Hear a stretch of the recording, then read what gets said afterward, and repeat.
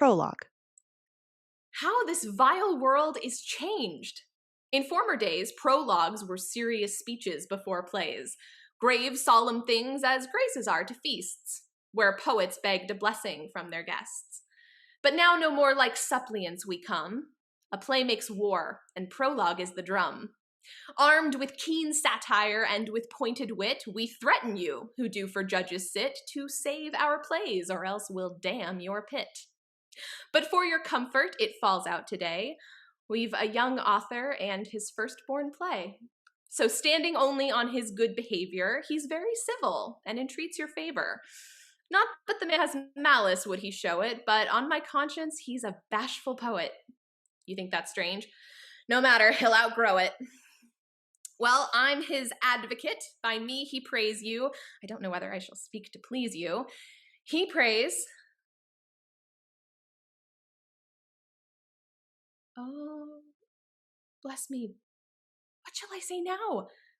Hang me if I know what he prays or how. Oh, and 'twas the prettiest prologue as he wrote it. Well, the deuce take me if I haven't forgot it. Oh, Lord, for heaven's sake, excuse the play, because, you know, if it be damned today, I shall be hanged for wanting what to say. For my sake, then... Ah, but I'm in such confusion, I cannot stay to hear your resolution. She runs off. Act 1, Scene 1, The Street. Enter Belmore and Vainlove, meeting. Ah, Vainlove, and abroad so early. Good morrow. I thought a contemplative lover could no more have parted with his bed in the morning than he could have slept in it. Belmore, good morrow. Why, truth on it is, these early sallies are not usual to me, but business, as you see, sir. Vainlove holds up a packet of letters. And business must be followed or be lost. Business? Pox on it. Business is the rub of life. Perverts our aim, casts off the bias, and leaves us wide and short of the intended target. Pleasure, I guess you mean. Aye, what else has meaning? The wise will tell you. More than they believe or understand. How now, Ned? A wise man say more than he understands. Aye, aye. Wisdom's nothing but a pretending to know and believe more than we really do. You read of but one wise man, and all that he knew was that he knew nothing. Come, come, leave business to idlers and wisdom to fools. They have need of 'em. Wit be my faculty, and pleasure my occupation. And let Father Time shake his glass. Business is not my element. I roll in a higher orb, and dwell... In castles in the air of thy own making. Well, as a high flyer as you are, Ned, I have a lure may make you stoop. Vainlove tosses a letter at Belmore. Aye, marry, sir, I have a hawk's eye at a woman's hand. There's more elegancy in her superscription than in all Cicero. Let me see. Dear perfidious Vainlove. No, that's the wrong letter. Oh, nay, let's see the name. With greatest love from Sylvia. Sylvia? How canst thou be ungrateful to that creature? She's extremely pretty and loves thee entirely. I have heard her breathe such raptures about thee. I or anybody that she's about. No, faith, Frank, you wrong her. Sylvia has been just to you. That's rich, coming from you, thee, who hast had her. Never her affections. 'Tis true, she owned it to my face and confessed after the deed that her soul was true to you, though I, by treachery, had stolen the bliss.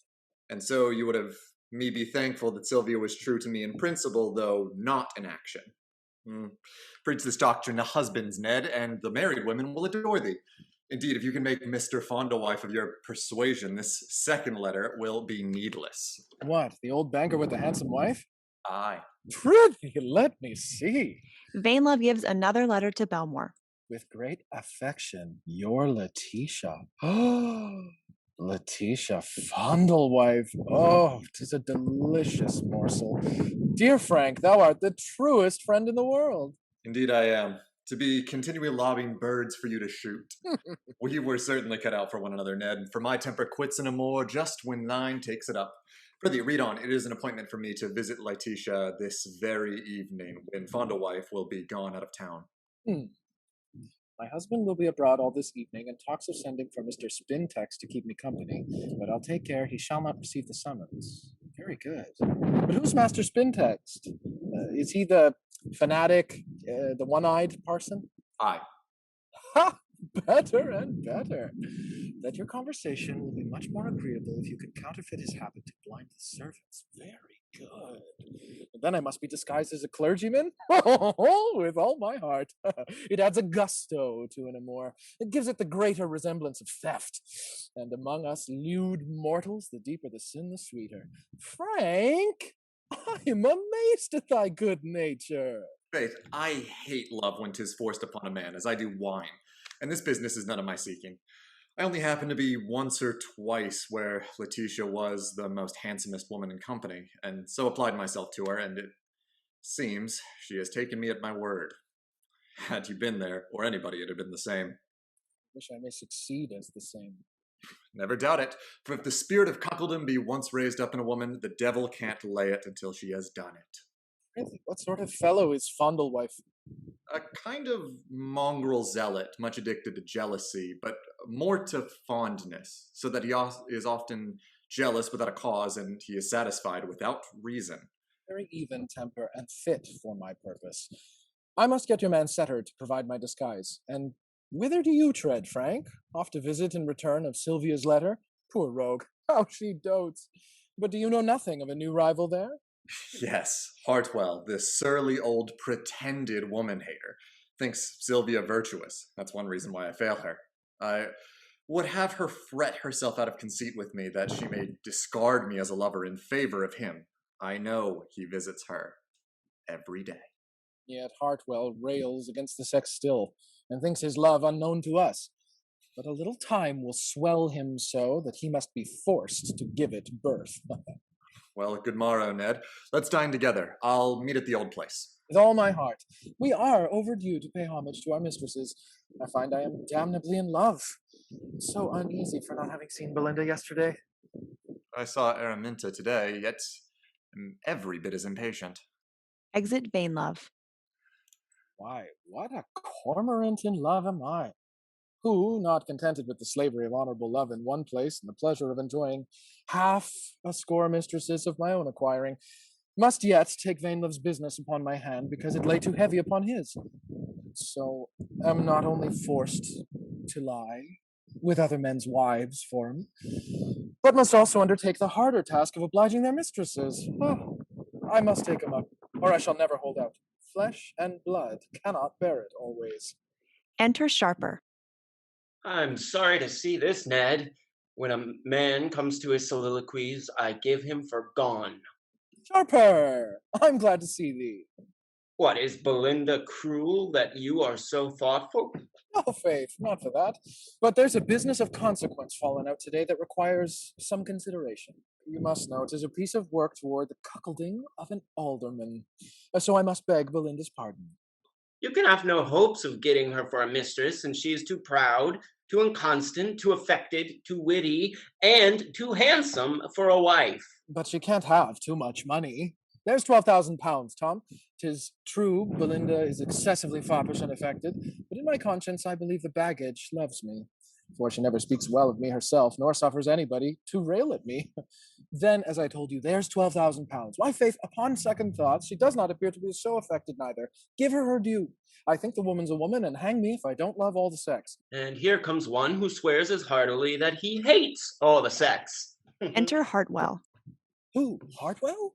Aye, but he knows better things. How now, George? Where hast thou been, snarling odious truths and diagnosing honest fellows with their infirmities? What fine lady hast thou been needling and persuading that the face she has been making all the morning was none of her own?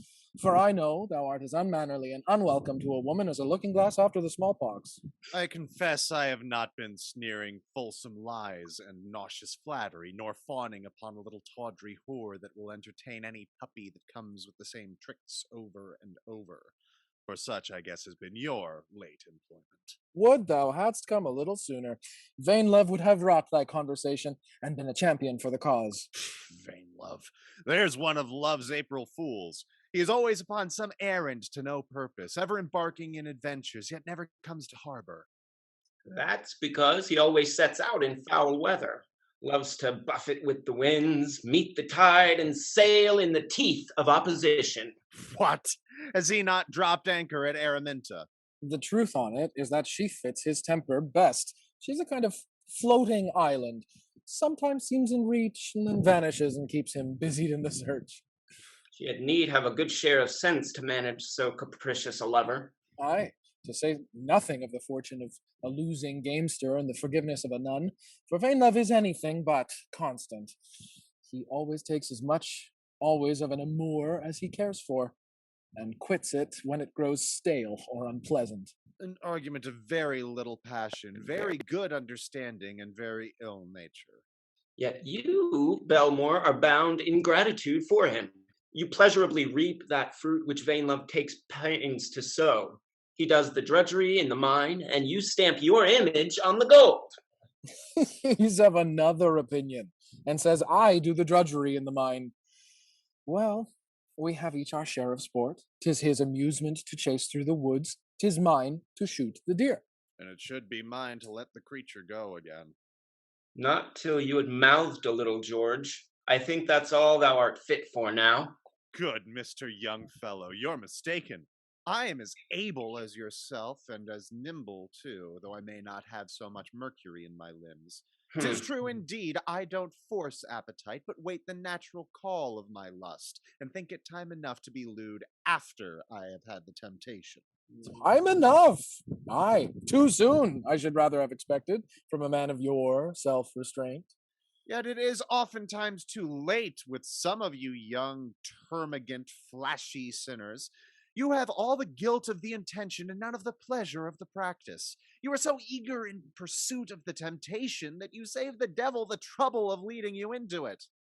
Thou art an old fornicator of a singular good principle indeed, and art for encouraging the youth, that they may be as wicked as thou art at thy years. I am for having everybody be what they pretend to be. A whoremaster be a whoremaster, and not, like vain love, kiss a lapdog with passion when it would disgust him from the lady's own lips. That only happens sometimes, where the dog has the sweeter breath.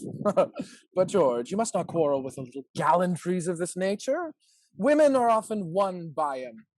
Who would refuse to kiss a lapdog if it were a prelude to the lips of his lady? Or omit playing with her fan and cooling her off if she were hot, when it might entitle him to the office of warming her when she should be cold. Or fail to sit indoors with her and read a play on a rainy day, though you may be now and then interrupted in a witty scene, or the lady too dull to know when to laugh at the dialogue, and even that may be borne, considering the reward after. I confess, you that are women's asses bear greater burdens. You are forced to undergo dressing, dancing, singing, sighing, whining, rhyming, flattering, lying, grinning, cringing, and the drudgery of loving to Oh, be. brute! The drudgery of loving? Aye! Why, to come to love through all these encumbrances is like coming to an estate overcharged with debts which cannot be paid but to a crippling loss. Prithee, how dost thou love? Him? He hates the sex. So I hate physic too, yet I may take it for my health. Hartwell has need of such an excuse, considering the present state of his body. How do you mean? Why, if whoring be purging, as you call it, then I say marriage is entering into a course of medicine. Oh, George, dost thou intend to marry? Does the wind blow there? It will as soon blow north and by south. Marry, quotha. I hope to heaven I have a greater portion of grace. Aye, and besides, who the devil would have thee, unless 'twere an oyster woman, or the dowdy wife of a country lawyer? Thy talent will never recommend thee to anything of better quality. My chief talent is that of speaking truth, which I don't expect should ever recommend me to people of quality. I thank heaven I have very honestly purchased the hatred of all the great families of the town. And you, in return of spleen, hate them. But could you hope to be received into the alliance of a noble family? No, I hope I shall never merit that affliction, to be punished with a wife of high birth, to be a stag of the first head and bear my horns aloft like one of the figures on her father's coat of arms. 'Sdeath, I would not be a cuckold to e'er an illustrious whore in England. 'Tis surely the vilest of all betrayals to be passed over by a simpering wife of court for a foppish peer of the realm. Zoons, and methinks I spy such a one coming this way. Adieu, young fellows. Farewell, crusty angel. Exit Hartwell. At a distance, Sir Joseph and Captain Bluff have turned onto the street. What fellow does he mean? Oh, 'tis Sir Joseph Whittle and his friend. But see, What in the name of wonder is it? why, a fool, 'Tis a tawdry outside. and a very beggarly lining, yet he may be worth your acquaintance. A little of thy chemistry, Tom, may extract gold from that dirt. Say you so? Faith, I am as poor as a chemist and would be industrious. But what was he that followed him? Is not he a dragon that watches those gold pippins? Him, a dragon? If he be, 'tis a very peaceful one.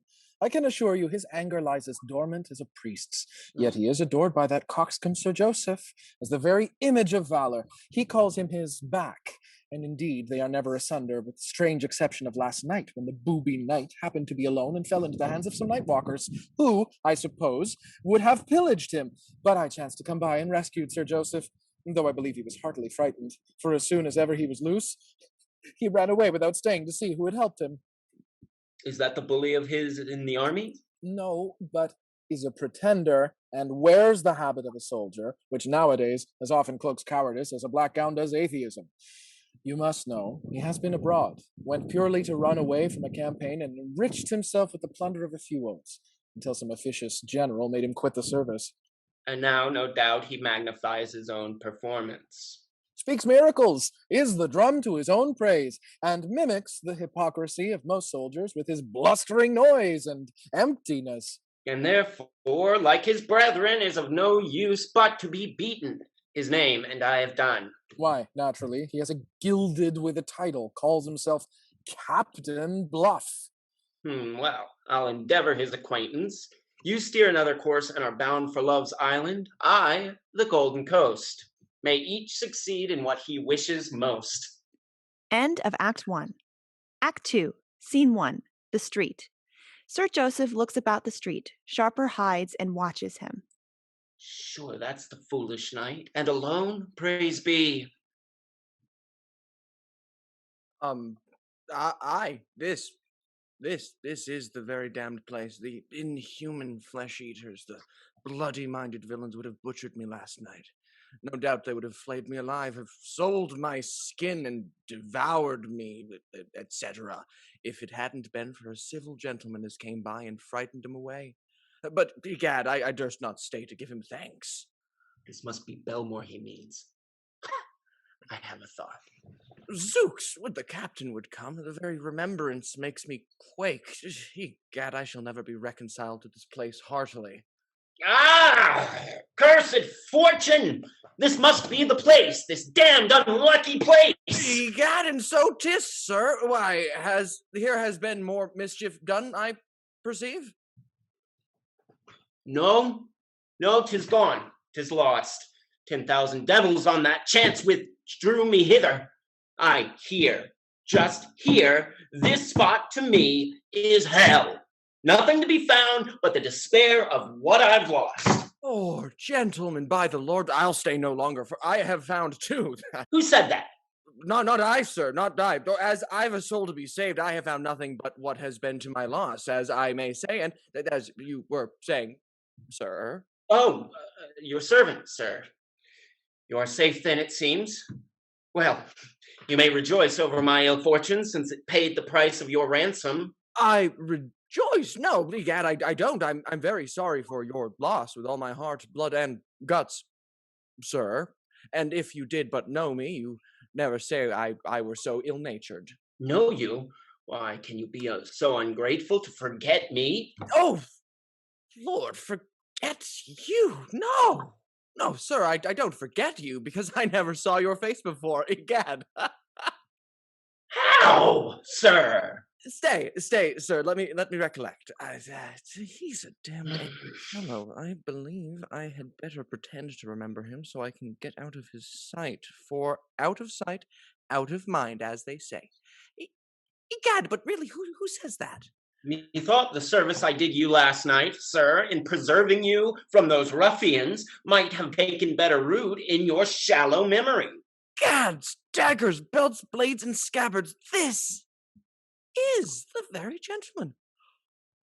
Sir, I most submissively implore your pardon for my transgression of ingratitude, having my entire dependence, sir, upon the superfluity of your goodness, which, like an inundation, will, I hope, totally submerge the recollection of my error and leave me floating in your sight upon the full-blown bladders of repentance.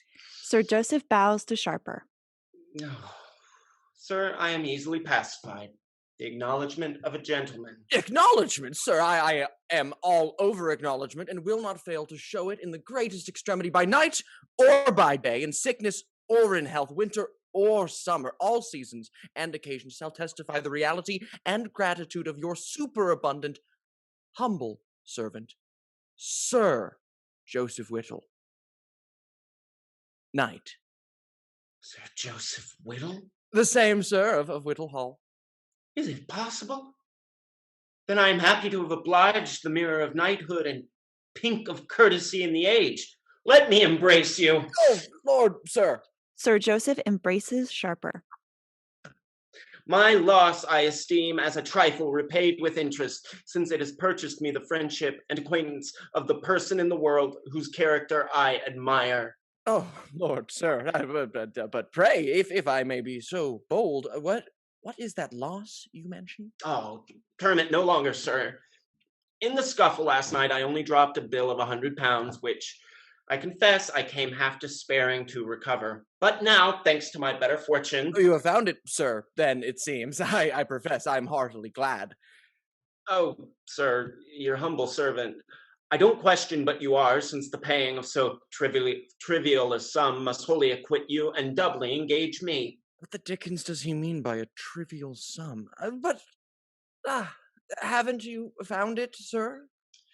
No, but I have done better, Sir Joseph, for I have found you. Ah? You are a high-born man, sir, and therefore surely above a thought so low as to suffer me to lose what was ventured in your service, sir. Well, I do wish I could assist, sir, but egad, I'm a little out of pocket at present. Oh, you can't want £100. The word of a knight is sufficient anywhere. 'Tis but borrowing so much dirt.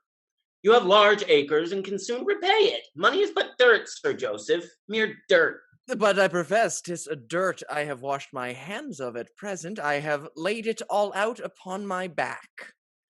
Your back? I only mean a friend of mine, whom I call my back. He sticks as close to me and follows me through all dangers. He is indeed back, breast, and headpiece, as it were, to me. Egad, he's a brave fellow, and alack, had he been with me last night. If he had, sir, what then? He could have done no more than I, nor perhaps have suffered so much. Had he £100 to lose? Oh, Lord, sir, by no means, but I might have saved £100. The damned choleric fellow. Only, as I was saying, I let my back have all my ready money to redeem his great sword from limbo. But, sir, I have a letter of credit to the alderman, Isaac Fondlewife, as far as £200, and this afternoon you shall see I am such a person as you would wish to have met with. That you are, Sir Joseph. I'll be sworn. Oh, Enter Captain Bluff. here he comes. Aye, my Hector of Troy, welcome, my bully, my back. Egad, my heart has gone a pit-a-pat for thee. Not for fear, I hope, Sir Joseph. He that knows me must be a stranger to fear. Nay, egad, I have hated fear ever since the day I nearly died of a fright, but... But, look you here, boy. Here's your antidote to fear. My trusty blade, hanging from my waist. But what fellow hast thou got with thee? Is he of metal? Aye, bully back, a devilish smart fellow. He will fight like a cock. Will he? Then I shall recommend myself. Bluff bows to Sharper. Sir, I honor you. I understand you love fighting. I reverence a man that loves fighting. Sir, I kiss your hilts. Your servant, sir. But you are misinformed, for unless it be to serve my particular friend, like Sir Joseph here, my country, my religion, or my mistress, I'm not for it. Oh, Lord, I beg your pardon, sir. I find you are not of my palate. You can't relish a dish of fighting without sweet sauce. Now, I think fighting for fighting's sake is sufficient cause. Ah, well said, my hero. But back, this gentleman is one of the best friends I have in the world and saved my life last night. You know, I told you. Aye, then I honor him again. Sir, may I crave your name? Sir, my name's Sharper. Your most humblest servant, Mr. Sharper, by the Lord, and Captain Bluff is as brave a fellow as Cannibal. Are you not, Bullyback? Hannibal, I believe you mean, Sir Joseph. Undoubtedly he did, sir. Faith, Hannibal was a very pretty fellow.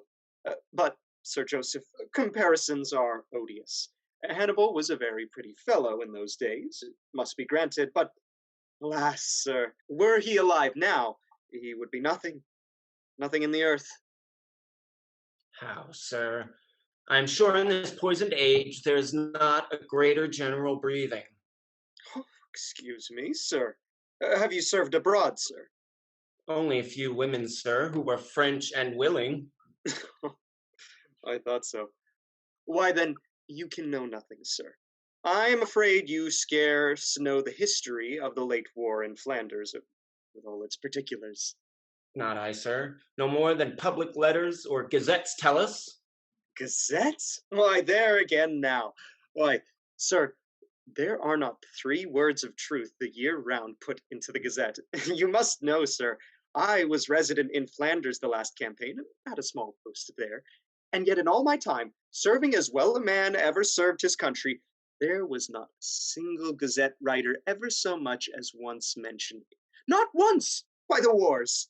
They took no more notice than if Captain Bluff had not been in the land of the living. Unthinkable. Nay, 'tis true, for I went every day to coffee houses to read the Gazette myself. Aye, but no matter. You see, Mr. Sharper, after all, I am content to retire and live a private person. Scipio and others have done it. Impudent rogue. Aye, this damned modesty of yours, dear Bullyback. Gad, Mr. Sharper, upon my word, if Captain Bluff would put in for it, he might have made general himself yet. Oh, fie. No, Sir Joseph, you know I hate this. Let me but tell Mr. Sharper how you ate fire once out of the mouth of a cannon. Egad, he did. Those impenetrable whiskers of his have confronted flames. Seth, what do you mean, Sir Joseph? Look at you now. I tell you, he's so modest, he'll own nothing. Fie, you have put me out. I forgot what I was talking of. Pray, hold your tongue and give me leave. I am dumb. This sword I think I was telling you of, Mr. Sharper. This sword I'll maintain to be the best diviner, anatomist, lawyer, or sophist in Europe. It shall decide a controversy or split a cause. Nay, now I must speak. It will split a hair. By the Lord, I have seen it. Zounds, sir, it's a lie. You have not seen it, nor shan't see it, Sir Joseph. I say you can't see. What do you say to that now? I am blind. Sdeath? And any other man interrupted me. Good Mr. Sharper, speak to him. I dare not look that way. Captain, Sir Joseph's penitent. I am calm, sir. Calm as a discharged culverin. But 'twas indiscreet, when you know what will provoke me. Nay, come, Sir Joseph, you know my heat's soon over. Well, I am a fool sometimes, but I'm sorry. Enough. Come, we'll go take a glass to drown animosities. Mr. Sharper, will you partake? I wait on you, sir. After you, good Master Sharper. Nay, pray, Captain, you must go first. You are Sir Joseph's back. Exeunt. Scene 2. Araminta's apartment. Enter Belinda and Araminta, bickering. Ah, nay, dear, prithee. Good, dear, sweet cousin, no more. Oh, God, I swear you'd make me sick to hear you. Bless me, what have I said to move you thus? Oh, you have raved, talked idly, and in commendation of that filthy, awkward, two-legged creature, man. You rave like mad. Your fever has transported you. If love be the fever which you mean, kind heaven avert the cure. Let me have oil to feed that flame, and let it never be extinct till I myself am ashes. Ugh, God, I hate your horrid fancy. This love is the devil. And sure, to be in love is to be possessed. 'Tis in the head, the heart, the blood, the all over. Oh God, you are quite spoiled. I shall loathe the sight of mankind at your sake. Fie, this is gross affectation. Methinks a little of Belmore's company would change the scene. Belmore, indeed. Filthy fellow. I wonder, cousin. Nay, I wonder, cousin, that you should imagine I don't perceive you love him. How I adore your hideous fancy. Love a man. Love a man, yes, you would not love him. Of all beasts, not an ass, which is so like your vain love. Lord, I have seen that poor fellow look so chagrined, so ashamed of his own passion that I... Forgive me, dear, I can't help but laugh. You have chosen, cousin, by all metrics, simply the most capricious and uninteresting coxcomb for a suitor. Araminta, come. I'll talk seriously to you now. Mm-hmm. Could you but see with my eyes the buffoonery of one scene of address of a lover set out with all his equipage and foppish clothing? Oh God, I sure you would.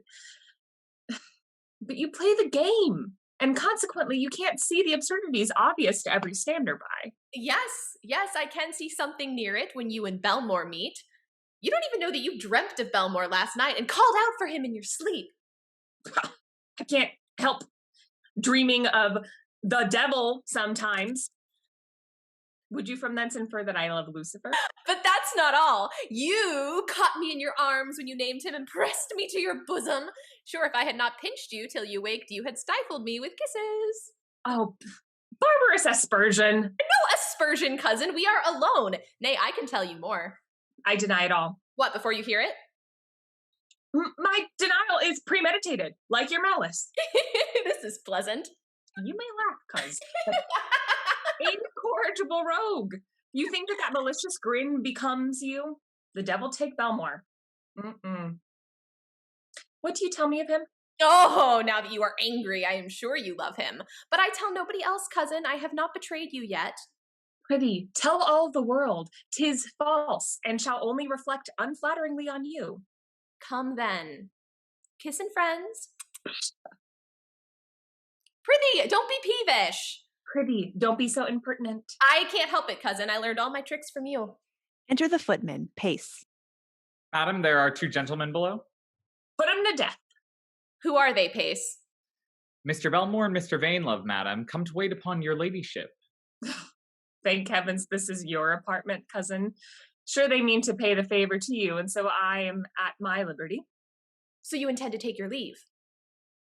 I would not encounter those nauseous fools for all the king's exchequer. Then why do you stand before my mirror? Because I look wretchedly today. Well, you did not mind your wretched face when 'twas just the 2 of us. On second thought, perhaps I am observing the studs of your looking glass to see if it might be that I could prize it off the wall and will beat you with it. Pace, bid the gentleman come up. Are you sure, madam? Nay, here's a candlestick. Oh, this will crush your brain to my satisfaction. Quite sure. Exit Pace. Well, you said you were leaving, cuz. There's the door. On second thought... No, you've already had a second thought, which was to kill me. But I have nauseous fools to attempt to, so either finish the job or extract yourself. Perhaps I have reconsidered my departure. Just as I expected. You won't indulge me then, cousin, and let me have all the company to myself? No. Upon deliberation, I have too much charity to trust a young lady alone. Oh. The devil watches all opportunities, cousin. In this favorable disposition of your mind, heaven knows how far you may be tempted. I am tender of your reputation. I am obliged to you. But who's malicious now, Belinda? Not I. Witness my heart. I stay out of pure affection. On my conscience, I believe you. Enter Belmore and Vainlove.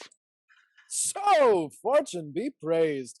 To find you both within, ladies, is No miracle, I hope. not on your side, madam, I confess, but my tyrant there and I are two buckets that can never come together.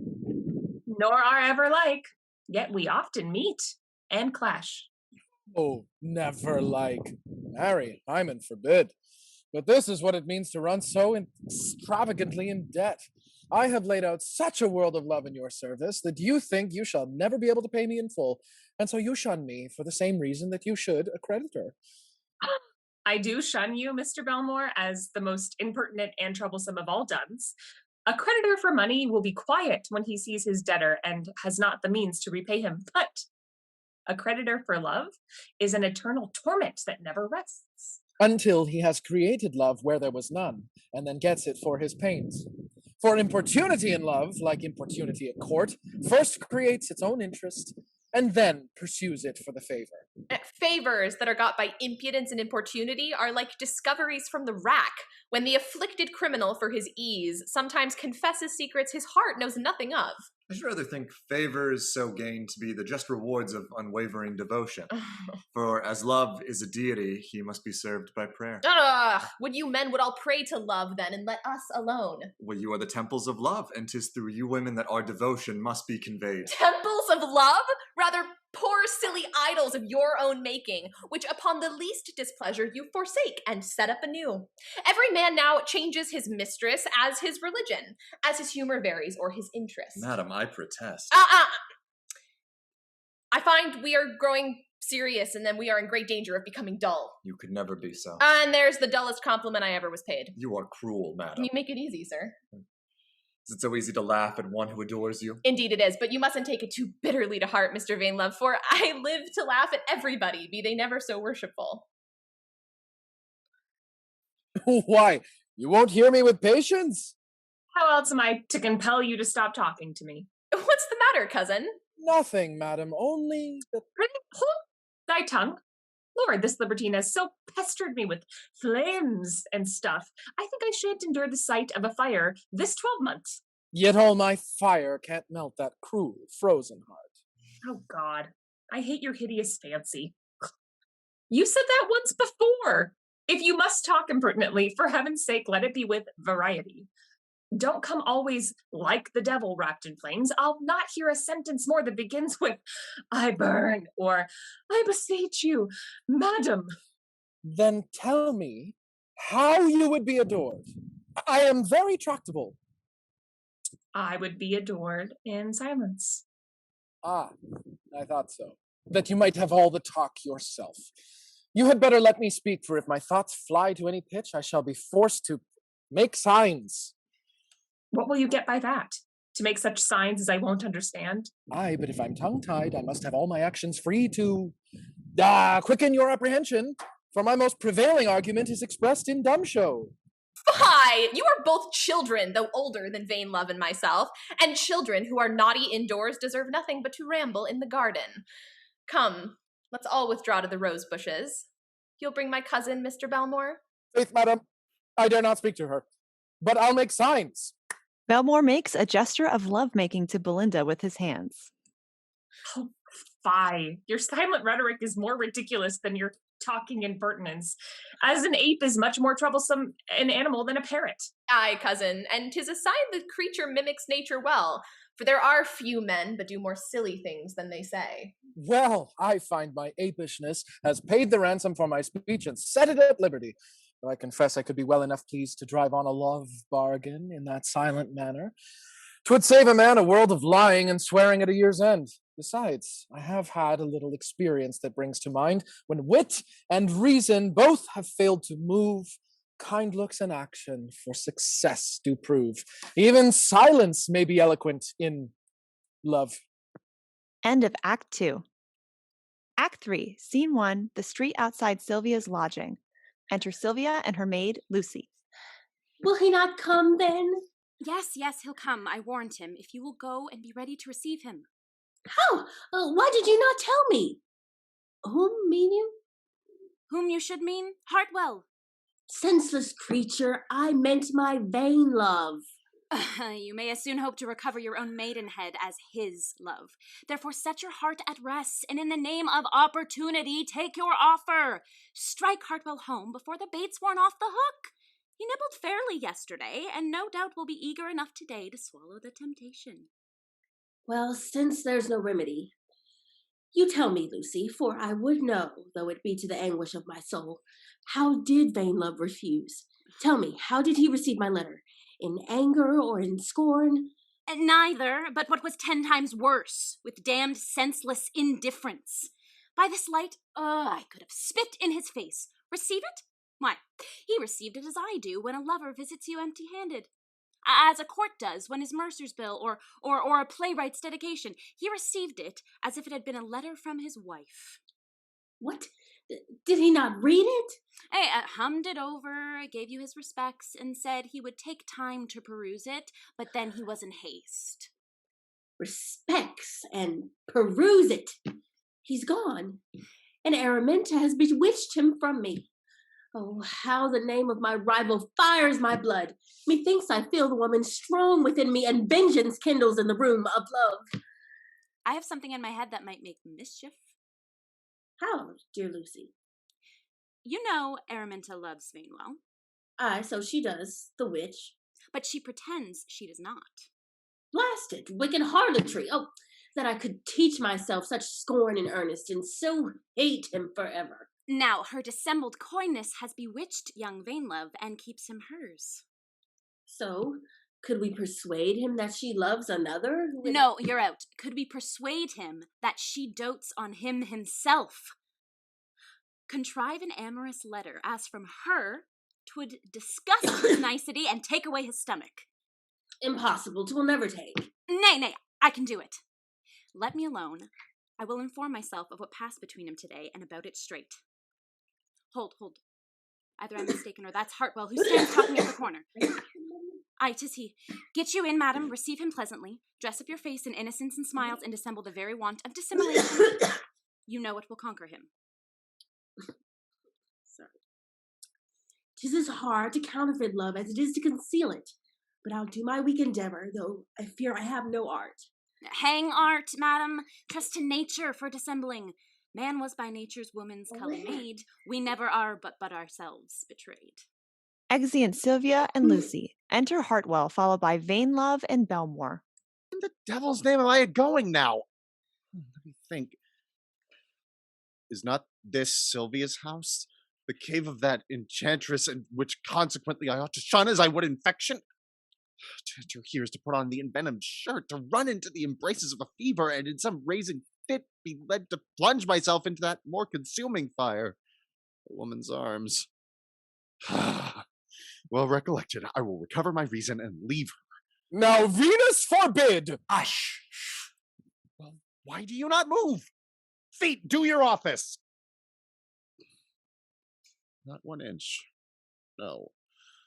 For God, I am caught. There stands my north, and thither my needle points. How could I curse myself, yet cannot repent? Oh, thou delicious, damned, dear, destructive woman! 'Sdeath, how the young fellows will boot me.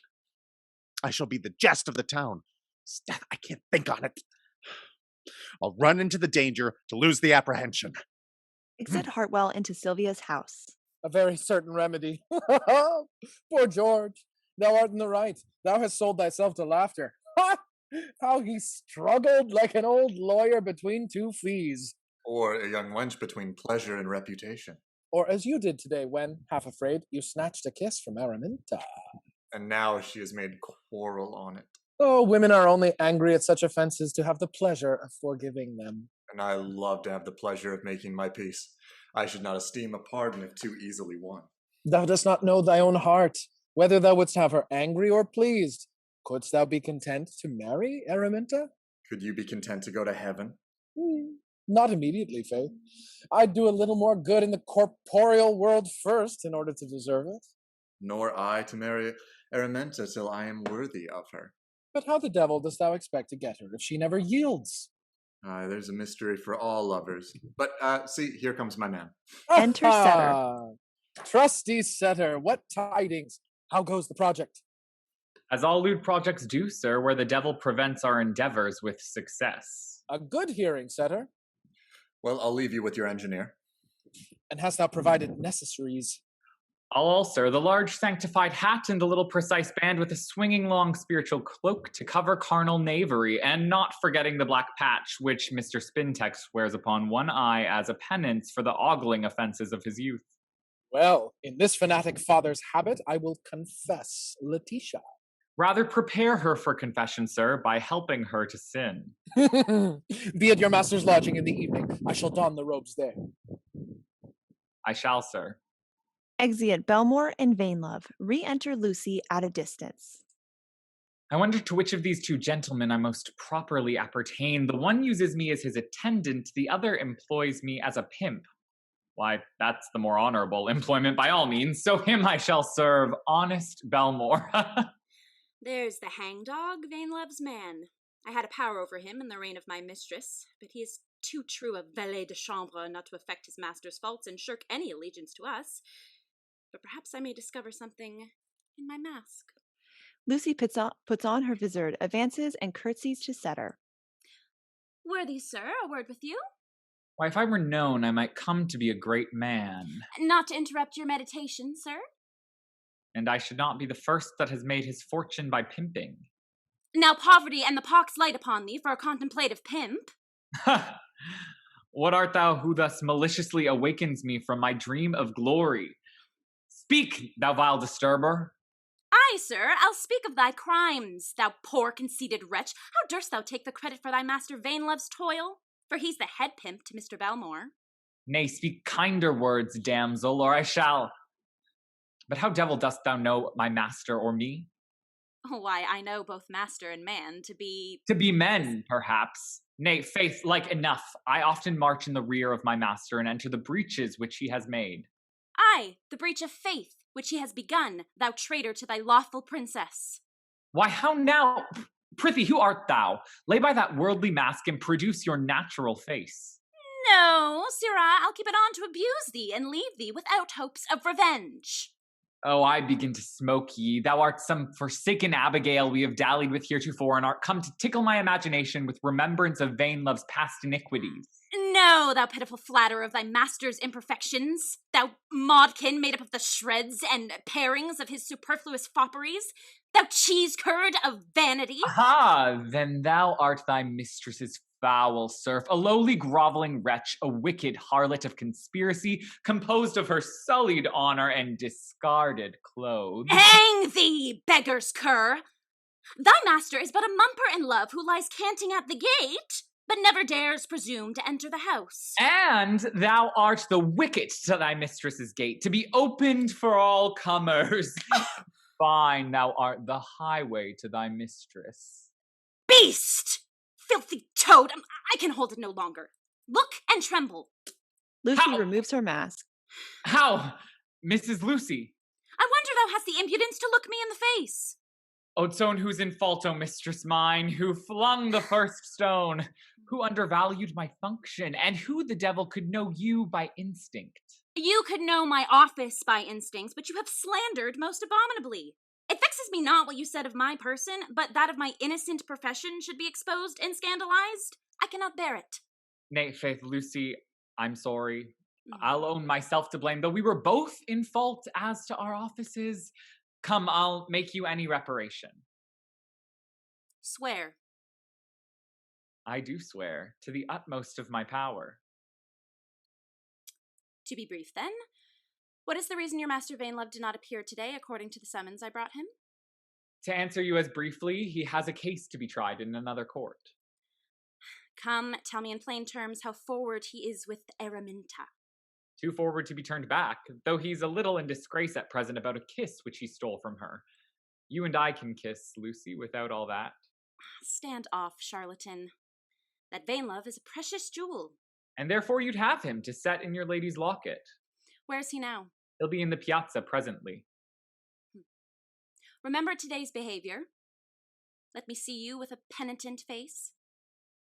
What, no token of amity, Lucy? No sweet favor for the road? You and I don't used to part with dry lips. No, Avant. I'll not be slobbered and kissed now. I'm not in the humor. I'll not quit you so. I'll follow and put you into it again. Lucy laughs and runs away. He chases her off. Exeunt. Scene 2. The street. Enter Captain Bluff and Sir Joseph. And so, out of your unwarranted generosity, And good nature back. I am good-natured, and I can't help it. you have given the sly fool a note upon Fondlewife for £100. Aye, poor fellow. He ventured fairly for it. You have disobliged me in it, for I have need of that money. And if you would look me in the face again and live, go and force him to redeliver you the note. Go and bring it me hither. I'll stay here for you.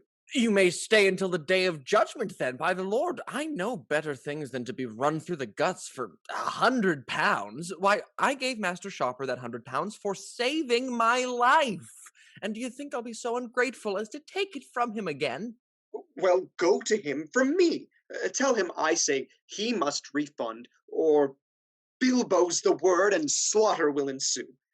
If he refuses, tell him, but whisper it, tell him I'll pink his soul. But whisper that softly to him. So softly that he shall never hear on it, I warrant you. Why, what the devil's the matter, bully? Are you mad? Egad, I don't love to be the messenger of ill news. 'Tis an ungrateful office. So tell him yourself. Enter Belmore and Sharper. Thou art a lucky rogue, Tom. There's your benefactor. You ought to return him thanks now that you have received the favor. Sir Joseph, your note was accepted and the money paid on sight. I'm come to return my thanks. They won't be accepted so readily as the bill, sir. I think the knight repents it, Tom. He looks like the knight of the sorrowful face. This is a double generosity, Sir Joseph. Do me a kindness and refuse my thanks? But I hope you are not offended that I offered them. Maybe I am, sir. Maybe I am not, sir. Maybe I am both. Sir, what then? I hope I may be offended without any offense to you, sir. Hey, day, Captain, what's the matter? You look stormy. Mr. Sharper, the matter is plain. Sir Joseph has found out your trick and does not care to be put upon, being a man of honor. Trick, sir? I trick, sir, and won't be put upon, sir, being a man of honor, sir, and so, sir. Marquis, Sir Joseph, a word with ye. In consideration of some favors lately received, I would not have you draw yourself into a prémunire by trusting to that mockery of a man there, that pot gun charged with wind. Oh, Lord, oh, Captain, come justify yourself. I'll give him the lie if you'll stand to it. Nay, then I'll be beforehand with you. Take that, oaf! Sharper slaps Sir Joseph. Captain, will you see this? Won't you pink his soul? Hush, 'tis not so convenient now. I shall find a time later. What do you mutter about a time, rascal? You were the incendiary. So here's to put you in mind of your time. A memorandum, as 'twere. Sharper kicks Captain Bluff. Oh, this is your time, sir. You had best make use on it. And so I will. There's again for you. Sharper kicks Bluff again. You are obliging, sir, but this is too public a place to thank you in. But in your ear, sir, you guess my meaning by sword. You are to be seen again? Aye, thou inimitable coward, and to be felt. As for example... Sharper takes turns kicking Bluff and Sir Joseph while Belmore laughs. Prithee, come away. 'Tis barbarous to kick a puppy that doesn't know better. Exeunt Belmore and Sharper. Well, at least you made him hear your challenge. Death and hell to be affronted thus! I'll die before I suffer it.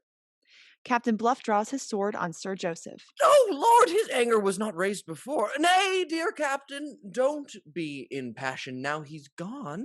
Put up, dear bully back. Your dear Sir Joseph begs. Come, let me kiss thee. So put up. Put up. By heaven, 'tis not to be put up. What, bully? The affront! No, egad, I don't care much about that. Thy sword, I mean. Put up that. Well, Sir Joseph, I shall. Not for your entreaty, but rather because I shall find greater satisfaction from a council of war within to consider of my revenge to come. Exeunt. Scene 3. A room in Sylvia's apartment. Sylvia and Hartwell observe some dancers accompanied by musicians. The song ends. Indeed, 'tis very fine. I could look upon 'em all day. Well, has this prevailed for me? And will you look upon me? If you could sing and dance so, Mr. Hartwell, I should love to look upon you too. Why, 'twas I sung and danced. I gave music to the voice and life to their measures. Look you here, Sylvia. Hartwell pulls out a purse of coins and chinks it. Here are songs and dances, poetry and music. Hark, how sweetly one guinea rhymes to another, how they dance to the music of their own chink. This fortune thou shalt have, this and all that I am worth for the purchase of thy love. Say, is it mine then? Huh? Speak, siren. Zounds, why do I look on her? Yet I must. Speak, dear angel, devil, saint, witch. Not rack me with suspense. Nay, don't stare at me so. You make me blush. I cannot look. Oh, manhood, where art thou? What have I come to? A woman's toy at these years? A bearded baby for a girl to dangle? Ah! Can you love me, Sylvia? Speak. I dare not speak until I believe you, and indeed I'm afraid to believe you yet. Zones, how innocence torments and pleases me. Lying, child, is indeed the art of love, and men are generally masters in it. But I'm so newly entered, you cannot distrust me of any skill in the treacherous mystery. Now, by my soul, I cannot lie, though it were to serve a friend or gain a mistress. Must you lie then if you say you love me? No, no, dear ignorance, thou beauteous changeling. I tell thee I do love thee, and tell it for a truth, a naked truth which I am ashamed to discover. But love, they say, is a tender thing that will smooth frowns and make calm an angry face, will soften a rugged temper and make ill-humored people good, whereas you talk as if your passion were not love, but anger. 'Tis both, for I'm angry with myself when I am pleased with you, and a pox upon me for loving thee so well, yet I must on. And I'd entreat you, were I well assured you loved, but how can I be well assured? Take the symptoms, my dear Sylvia, and ask all the tyrants of thy sex if their fools are not known by this livery. I am melancholy when thou art absent, look like an ass when thou art present, wake for thee when I should sleep, and even dream of thee when I am awake. Sigh much, drink little, eat less, court solitude, and grown so amusing to myself and insufferable to all others. If this be not love, it is madness, and then 'tis pardonable. Nay, for greatest proof, I give thee my money. Hartwell thrusts his purse of money at Sylvia. Aye, but that's no proof, for they say gentlemen will give money to any sinful woman to come to bed to 'em. Oh, Gemini, I hope you don't mean so, for I won't be a whore. There's more the pity. Nay, if you would marry me, you should not come to bed to me. You have such a beard and would so prickle one. But do you intend to marry me? Death, I shall be drawn in before I know where I am. Marry you, madam? No, no, I'll love you. Nay, but if you love me, you must marry me. What, don't I know my father loved my mother and was married to her? Aye, in the old days people married where they loved, but that fashion is changed, child. Never tell me that. I know it is not changed, for I love you and would marry you. I'll have my beard shaved. It shan't hurt thee, and then we'll go to bed. No, no, I'm not such a fool, but I can keep myself honest. Here, take your purse again. I won't keep anything that's yours. I hate you now, and I'll never see you again because you'd have me for a purchase. Sylvia throws down Hartwell's purse and begins to exit. Damn her. Let her go. Good riddance. Get so much beauty and honesty together as a jewel. But to marry, why every man plays the fool once in his life, but to marry is playing the fool all one's life long. Stay, Sylvia. What did you call me for? I'll give thee all I have, and thou shalt live with me in everything so like my wife that the world shall believe it. Nay, thou shalt think so thyself, only let me not think so. No, I'll die before I'll be your whore, however much I love you. Well, farewell then. If I can get out of sight, I may get the better of myself. Well, goodbye. Sylvia sits down and weeps. Nay, come, we'll kiss at parting. Hartwell kisses her. By heaven, her kiss is sweeter than liberty. I will marry thee. There, thou hast done it. All my resolves melted in thy embrace. But when? I'm impatient until it be done. I will not give myself time enough to think, lest I should cool. I will bout a license straight. In the evening expect me. One kiss more to confirm me mad, and I'm gone. Hartwell kisses Sylvia and leaves the house. Enter Lucy. An old fox trapped. Oh, now, Lucy. Lord, madam, I met your mother. I met your lover in as much haste as if he'd been going for a midwife. He's going for a parson girl, the forerunner of a midwife, some 9 months hence. But how hast thou succeeded? As you would wish. Since there is no reclaiming vain love, I found out a petty argument Araminta has to him and have framed a letter that makes her sue for reconciliation first. I know that will do. Walk in and I'll show it you. Come, madam, you're like to have a happy time on it, both your love and anger satisfied. All that can charm our sex conspire to please you. That woman sure enjoys a blessed night, whom love and vengeance both at once delight. End of Act 3. Act 4, Scene 1, a street outside Fondle Wife's house. Enter Settler and Belmore, who is dressed in an eye patch and a parson's black robe. 'Tis pretty near the hour. Well, and how, Setter, does my clerical costume fit me, huh? Does it sit easy on me? Oh, most religiously well, sir. I wonder why all our young fellows should glory in an opinion of atheism when they may be so much more conveniently lewd under the mask of religion. But, sir, away quickly. There's Fondlewife just turned the corner. That's so. There he is. He must not see me. Exeunt Belmore and Settler. Enter Fondlewife and Barnaby. I say I will tarry at home.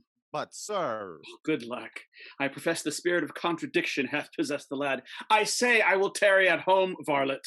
I have done, sir, then farewell 500 pounds. But stay, Barnaby. Did you leave word, say you, with the cleric's wife? With Comfort Spintext herself?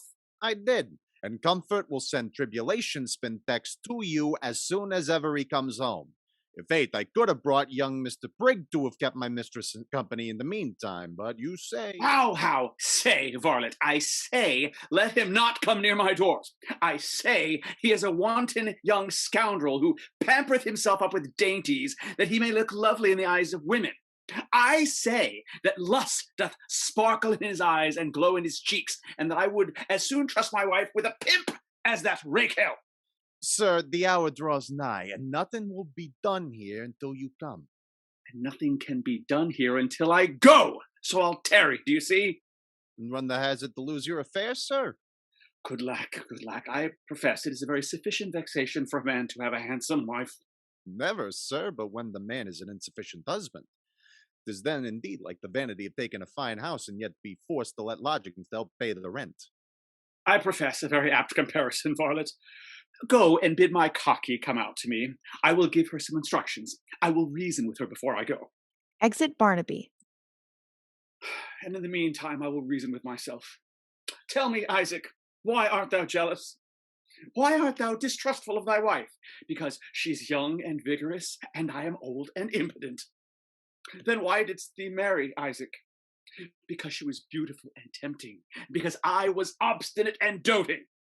And will not that which tempted thee also tempt others who will tempt her, Isaac? I fear it much. Besides, she's fonder of me than she has reason to be, and in the way of trade, we suspect the smoothest dealers of the deepest designs. But mum's the word. Enter Letitia Fondlewhite.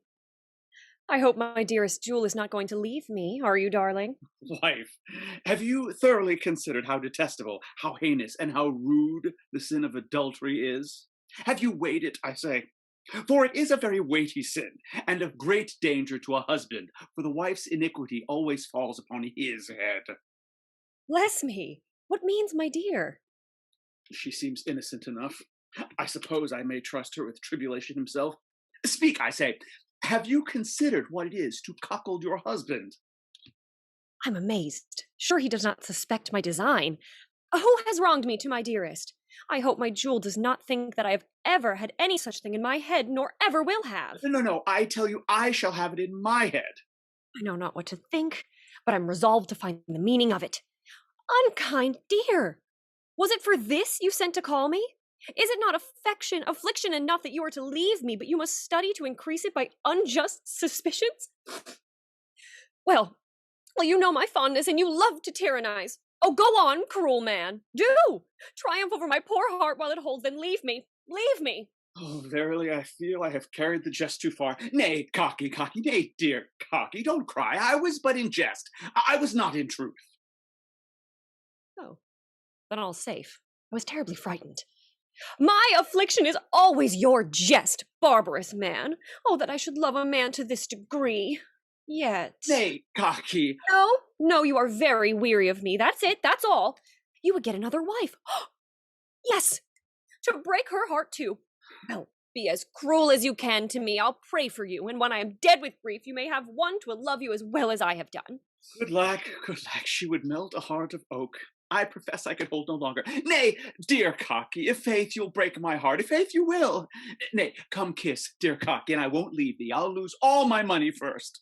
Oh, heaven forbid. That will be carrying the jest too far indeed. Won't you kiss, Cocky? Go, skeptic. Go, cynic. You do not love me. Kiss. Faith, I do. Fondlewife kisses Letitia. I profess I love thee better than 500 pounds. And so thou shalt see, for I'll leave it to stay with thee. Oh, no, you shan't neglect your business for me. No, indeed, you shan't, darling. If you don't go, I'll think you were jealous of me still. Wilt thou, poor fool? Then I will go, for I won't be jealous. Poor Cocky. Here will the good man anon to talk to Cocky and teach her how a wife ought to behave herself. I hope to have one that will show me how a husband ought to behave himself. I shall be glad to learn, darling, to please my Jewel. That's my good dear. Come, kiss thy darling once more, then you get in. Letitia kisses Fonwell again. So, get you in. Bye-bye. Bye, darling. Bye, Cocky. Bye-bye. Exeunt Letitia and Fondlewife severally. Enter Vainlove and Sharper. How? Araminta lost? To confirm what I have said, read this. Vainlove thrusts a letter at Sharper. And what then appeared a fault upon reflection seems only the effect of a too powerful passion. I'm afraid I give too great a proof of my own at this time. I am in disorder for what I have written, but something, I know not what, compelled me. I only beg a favorable censure of this and your Araminta. Lost! Pray heaven, thou hast not lost thy wits, vain love. Here, she's thy own, man, signed and sealed too. To her in haste, a delicious melon, pure and consenting ripe, and only waits thy cutting up. Araminta has been breeding love to thee all this while, and just now she's delivered of it. 'Tis an untimely fruit, and she has miscarried of her love. Wilt thou never leave this damned ill-natured whimsy? Thou hast a sickly, peevish appetite.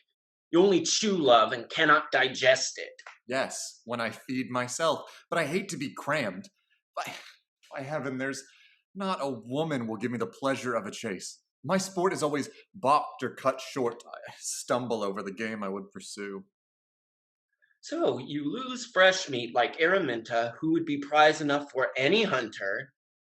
Well, Mr. Caprice, are you for them all? No, she'll be there this evening.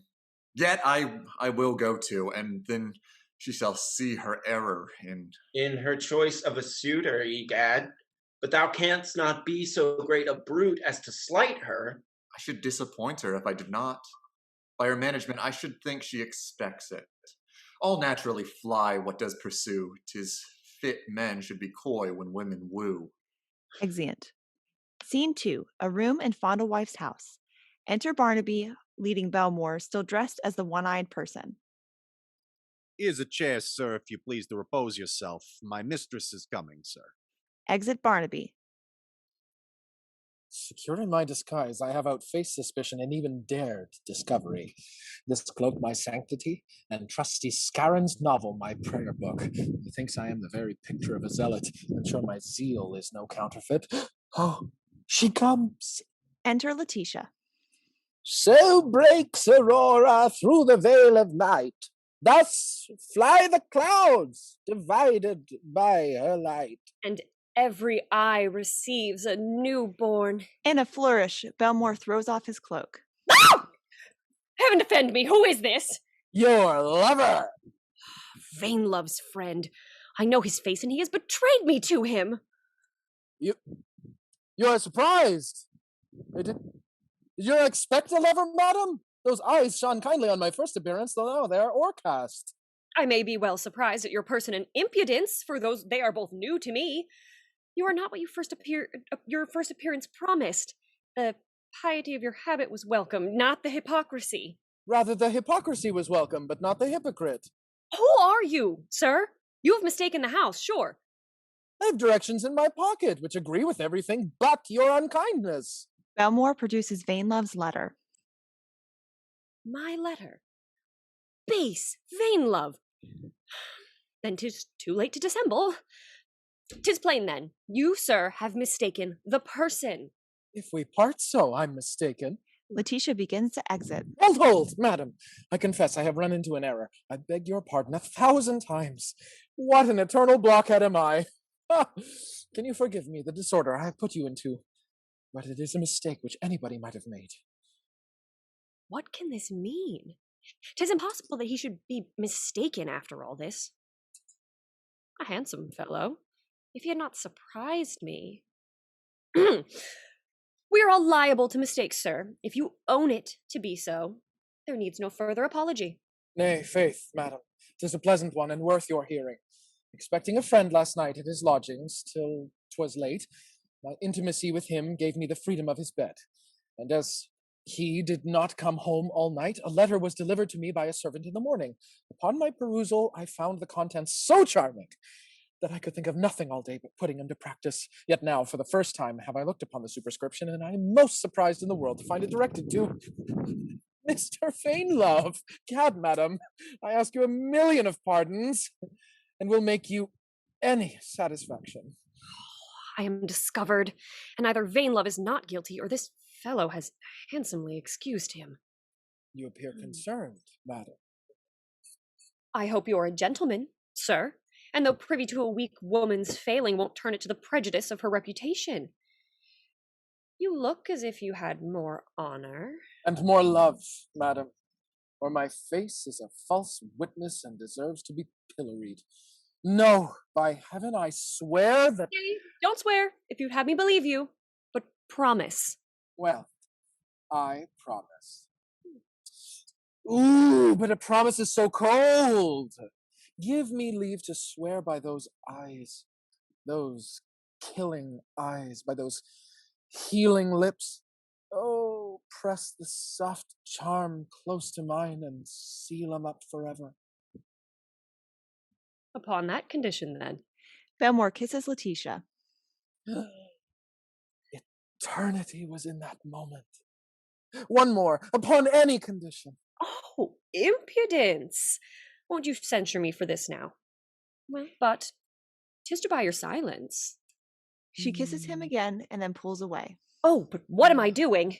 Doing? No tongue can express it, lady, not thy own, nor anything but thy lips. I am faint with the excess of bliss. Oh, for love's sake, lead me anywhither, where I may lie down. Quickly, for I'm afraid I shall have a fit. Bless me, what fit? Oh, a convulsion, madam. I feel the symptoms. Oh, does it hold you for long? I'm afraid to call for a physician. Oh, no, but let me lie down upon your bed, and the fit will soon be over. Exeunt. Scene 3, St. James's Park. Enter Belinda and Araminta, meeting.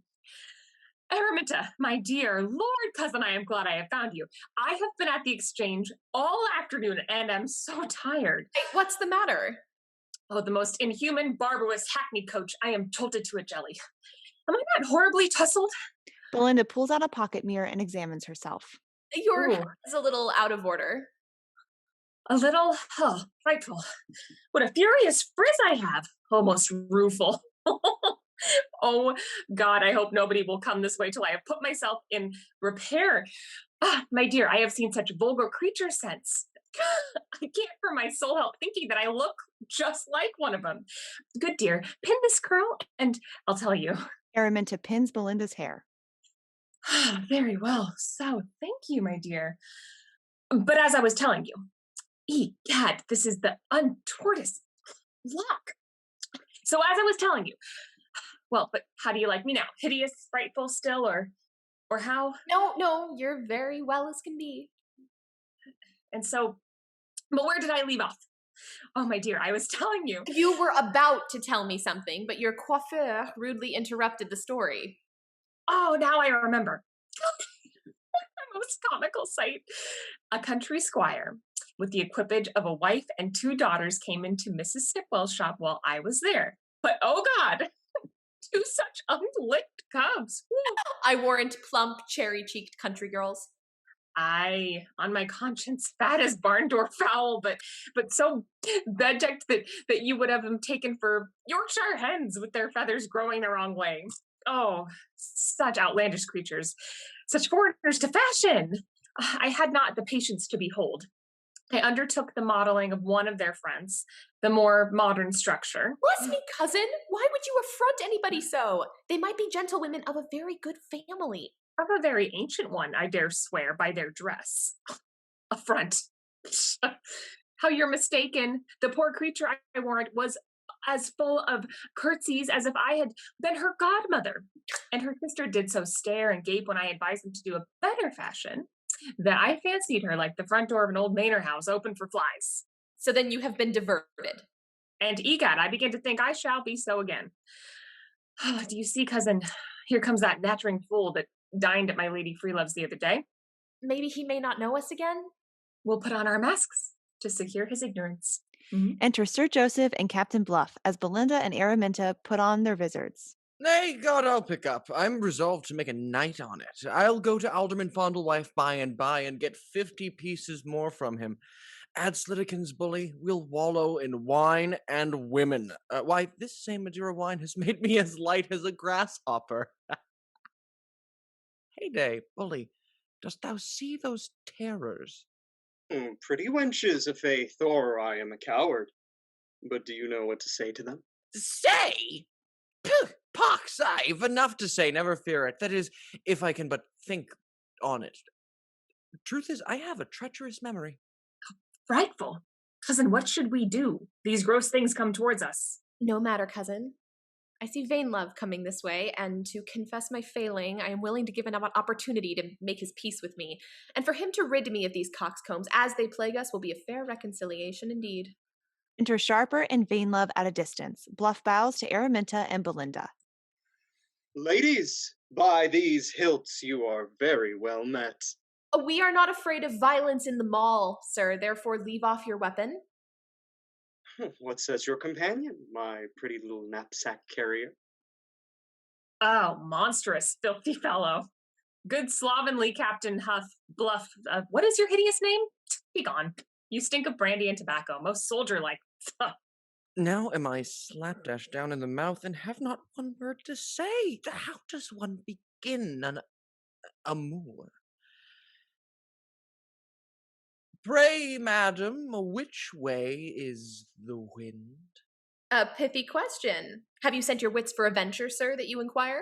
Now I'm in. I can prattle like a magpie. Oh, madam, I do confess. Dear Araminta, I am tired of these fools. No, 'tis but pulling off our masks and obliging vain love to know us.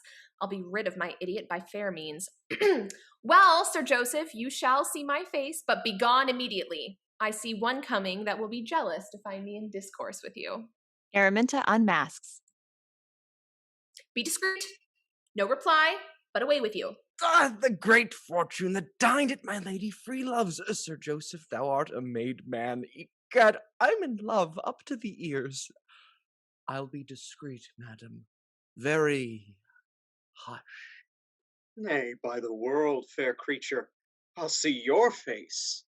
You shall. Belinda unmasks as Sharper approaches. Vain love hovers nearby. Ladies, your humble servant. We were afraid you did not desire us to know you. We thought to have been private. But we find fools have the same advantage over a face and a mask that a coward has while his sword is in the scabbard, so we're forced to draw in our own defense. My blood rises at that fellow, that damned Sharper. Can't stay where he is, for one must not draw one's sword in the park. Come, Sir Joseph, let's away. Must we? Then I follow thee, bully. But I wish I durst stay to let the pretty heiress know my lodging. Exeunt Captain Bluff dragging Sir Joseph. There is in true beauty, as in courage, something which narrow souls cannot dare to admire. And see, the owls are fled as at the break of day. Very courtly. I believe Mr. Vainlove has not rubbed his eyes since the break of day, neither. He looks as if he durst not approach us. Nay, come, Araminta, pray be friends with him. A lover in the state of separation from his mistress is like a body without a soul. Mr. Vainlove, shall I be bound for your good behavior in future? Must I pretend ignorance equal to hers? Of what she knows well as I. Men are apt to offend, madam, where they find most goodness to forgive, but I hope I shall prove a temper not to abuse mercy by committing new offenses. So cold. I have broke the ice for you, Mr. Vainlove, and so I leave you. Come, Mr. Sharper, you and I will take a turn and laugh at all the vulgar people of the park while discussing, heavens, what should we talk about? Poetry.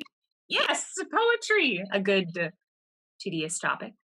I'll begin. I have a great passion for Cowley. Don't you admire him? Oh, madam, he was our English Horace. Ah, so fine. So extremely fine.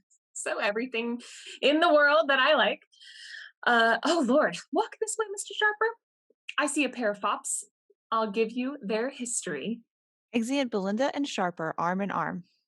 I find, madam, the formality of the law must be observed, though the penalty of it be dispensed with, and an offender must plead guilty to his charge, though he has his pardon in his pocket. I'm amazed. This insolence exceeds the other. Whoever has encouraged you to this assurance, presuming upon the easiness of my temper, has much deceived you, and so you shall find. Which way now? Here's fine doubling. Madam, what mean you? What should I mean, base man? Was it not enough to affront me with your saucy passion by stealing an unsolicited kiss from me in the garden? You've given that passion a much kinder epithet than saucy in another place. Another place! Some villainous design to blast my honor. But though thou hadst all the treachery and malice of thy sex, thou canst not lay one blemish to my reputation. No, I have not erred in one favorable thought of mankind. How time might have deceived me and you, I know not. My first opinion was but young, and evidently misled by your beauty. But now your false prejudice has restored my instinct for disdain. Unworthy and ungrateful, begone and never see me more. Do I dream? Shall I believe my eyes or my ears? Your passion, madam, will admit no farther reasoning, but here's a silent witness of your acquaintance. Vainlove takes out Lucy's forged letter and offers it. Araminta snatches it and throws it away. There's poison in everything you touch. Blisters will follow. God damn that tongue which denies what the hands have done. Still mystically senseless and impudent. I find I must leave this place. No, madam, I'm gone. She knows her name to it. Her guilt upbraids her. Exit Vainlove. Araminta retrieves the letter.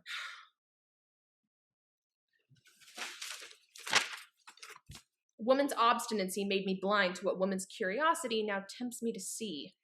Exit Araminta, reading the letter. Re-enter Belinda and Sharper, laughing. Oh, nay, we have spared nobody, I swear. Mr. Sharper, you're a pure man. Where did you get this excellent talent of raillery? Faith, madam, the talent was born with me. I confess I have taken care to improve it to qualify me for the society of ladies. Nay, sure. Raillery is the best qualification in a woman's man. The second best, indeed, I think. Enter Pace. Oh, no, Pace. Where's my cousin? She's not very well, madam, and has sent to know if your ladyship would have the coach come again for you. Oh, Lord, no. I'll go along with her. Come, Mr. Sharper. Madam, I obey. Exeunt. Scene 4. A chamber in Fauntleroy's house. Belmore and Letitia discovered in bed. She fidgets nervously. Here's nobody. Not no noise. 'Twas nothing but your fears. I durst have sworn I heard my husband's voice. Feel how my heart pounds. Oh, 'tis an alarm to love. Come in again and let us... Cocky! Cocky! Where are you, Cocky? I'm come home. Ah, there he is. Make haste. Go gather up your things. Cocky? Cocky, open the door. Choke him! Would his horns were in his throat! My patch! My patch! Letitia goes to the door as Belmore frantically gathers his eye patch, clothes, and items. My jewel, art thou there? No matter for your patch. You shan't come in, darling. Oh, run into my chamber, quickly, quickly. You shan't come in. Nay, prithee, dear, open up. I am in haste. Then I'll let you in. Exit Belmore, half-dressed through a side door. Letitia opens the front door, her clothes in disarray, until Fauntleroy and Sir Joseph. Good evening, my dear heart. I met this master of the ship by the way, and I have come to collect all his papers from my closet. Oh, I'm undone.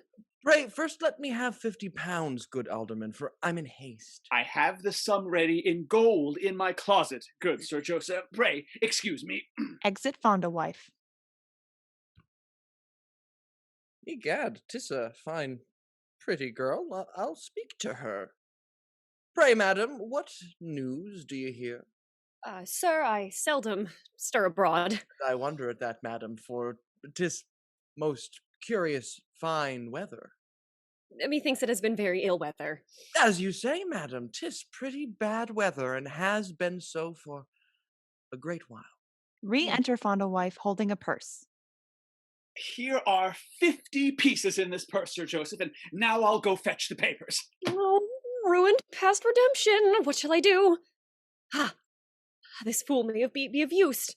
As Fauntleroy is going into the chamber, Letitia runs at Sir Joseph and then cries out. No! Oh, stand off, rude ruffian! Oh, help me, my dear! Oh, bless me, husband, why will you leave me alone with such a satyr? What's the matter? What's the matter? Your back was no sooner turned, but like a lion, he came open-mouthed upon me and would have ravished a kiss from me by force. Oh, Lord! Oh, terrible! Ha! Ha! Is your wife mad, alderman? Oh, I'm sick with fear. Won't you take him out of my sight? Oh, traitor! I'm astonished, bloody-minded traitor! How? Traitor yourself, by the Lord! I was more in danger of being ravished here. Oh, how the blasphemous wretch swears! Out of my house, thou son of the whore of Babylon! Ravish my wife! Out! Reprobate! Begone, I say! The devil is in these people, I think. Exit Sir Joseph. Oh, won't you follow and see him out of doors, my dear? Nay, I'll shut this door to secure him from coming back. Give me the keys of your cabinet, Cocky. Ravish my wife before my face! I warrant the man's a papist. What can I do now? Oh, my dear, I have been in such a fright that I forgot to tell you. Poor Mr. Spintext has a sad fit of the colic and is forced to lie down upon our bed. You'll disturb him if you enter the closet, so I can tread softlier. Oh, alack, poor man. No, you don't know which papers I require. I promise I won't disturb him. Give me the key. Letitia gives Fondlewife the key and he goes to the chamber door. 'Tis nobody but Mr. Fondlewife, Mr. Spintext. Lie still on your stomach. Lying on your stomach will ease you of the colic. Aye. Lie still, good Mr. Spintex. Don't let me disturb you. Exit Fondlewife. Oh, sure, if he does not see his face, he won't discover him. Dear fortune, help me but this once, and I'll never run in thy debt again. Oh, but this predicament is the devil. Re-enter Fondlewife with papers. Good luck! I profess the poor man is in great torment. He lies as flat as paper. Where's Deborah? Let her clap some warm thing to his stomach, or chafe it with a warm hand rather than fail. But see, what's here? What book is this? Fondlewife picks up a book that Belmore forgot. That? That's... Oh, 'tis surely it's Mr. Spintex's prayer book, my dear. Well, good man. I warrant he dropped it on purpose that you might take it up and read some of the pious ejaculations. Oh, bless me. Oh, monstrous! A prayer book? Nay, this is the devil's text. Hold, let's see the title. The Innocent Adultery. Oh, misfortune, now all's ruined again. Meanwhile, Belmore peeps through the keyhole of the bedchamber.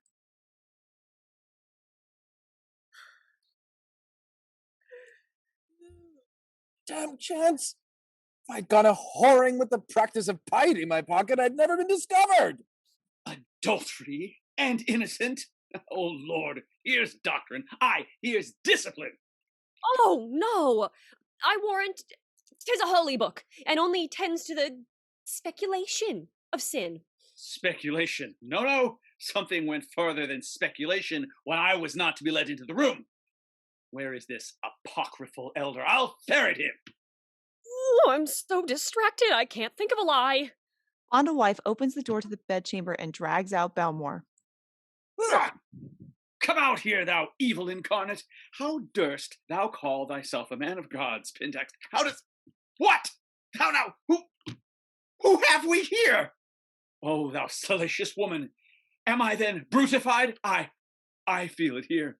I sprout. I bud. I blossom. I am ripe or mad. But who in the devil's name are you, Sarah? Oh, heaven defend us. Who are you, sir? Oh, what are you? So... Oh, God, my dear, don't come near this horrible creature. I'm afraid 'tis the devil. Indeed, it has hoofs, dear. Indeed, and I have horns, dear. The devil. No, I am afraid 'tis the flesh, thou harlot! Come, Sarah, speak, confess. Who is this reverend, brawny pastor? Indeed. And indeed, now, my dear darling, I never saw this wicked man before. Oh, it is a man then, it seems. Rather, it is sure a wolf in the clothing of a sheep. And thou art a devil in his proper clothing, women's flesh! What, you know nothing of him but his fleece? You don't love mutton, you Magdalene unconverted? Well, now I know my cue. That is very honorably to excuse her and very impudently excuse myself. Why, truly, I wish I may never enter into the heaven of your embraces again, my dear darling, if I ever saw his face before. Oh, Lord, I almost admire your audacity. Look at him a little better. I warrant he's too modest to deny it. Come, were you two never face to face before? Speak!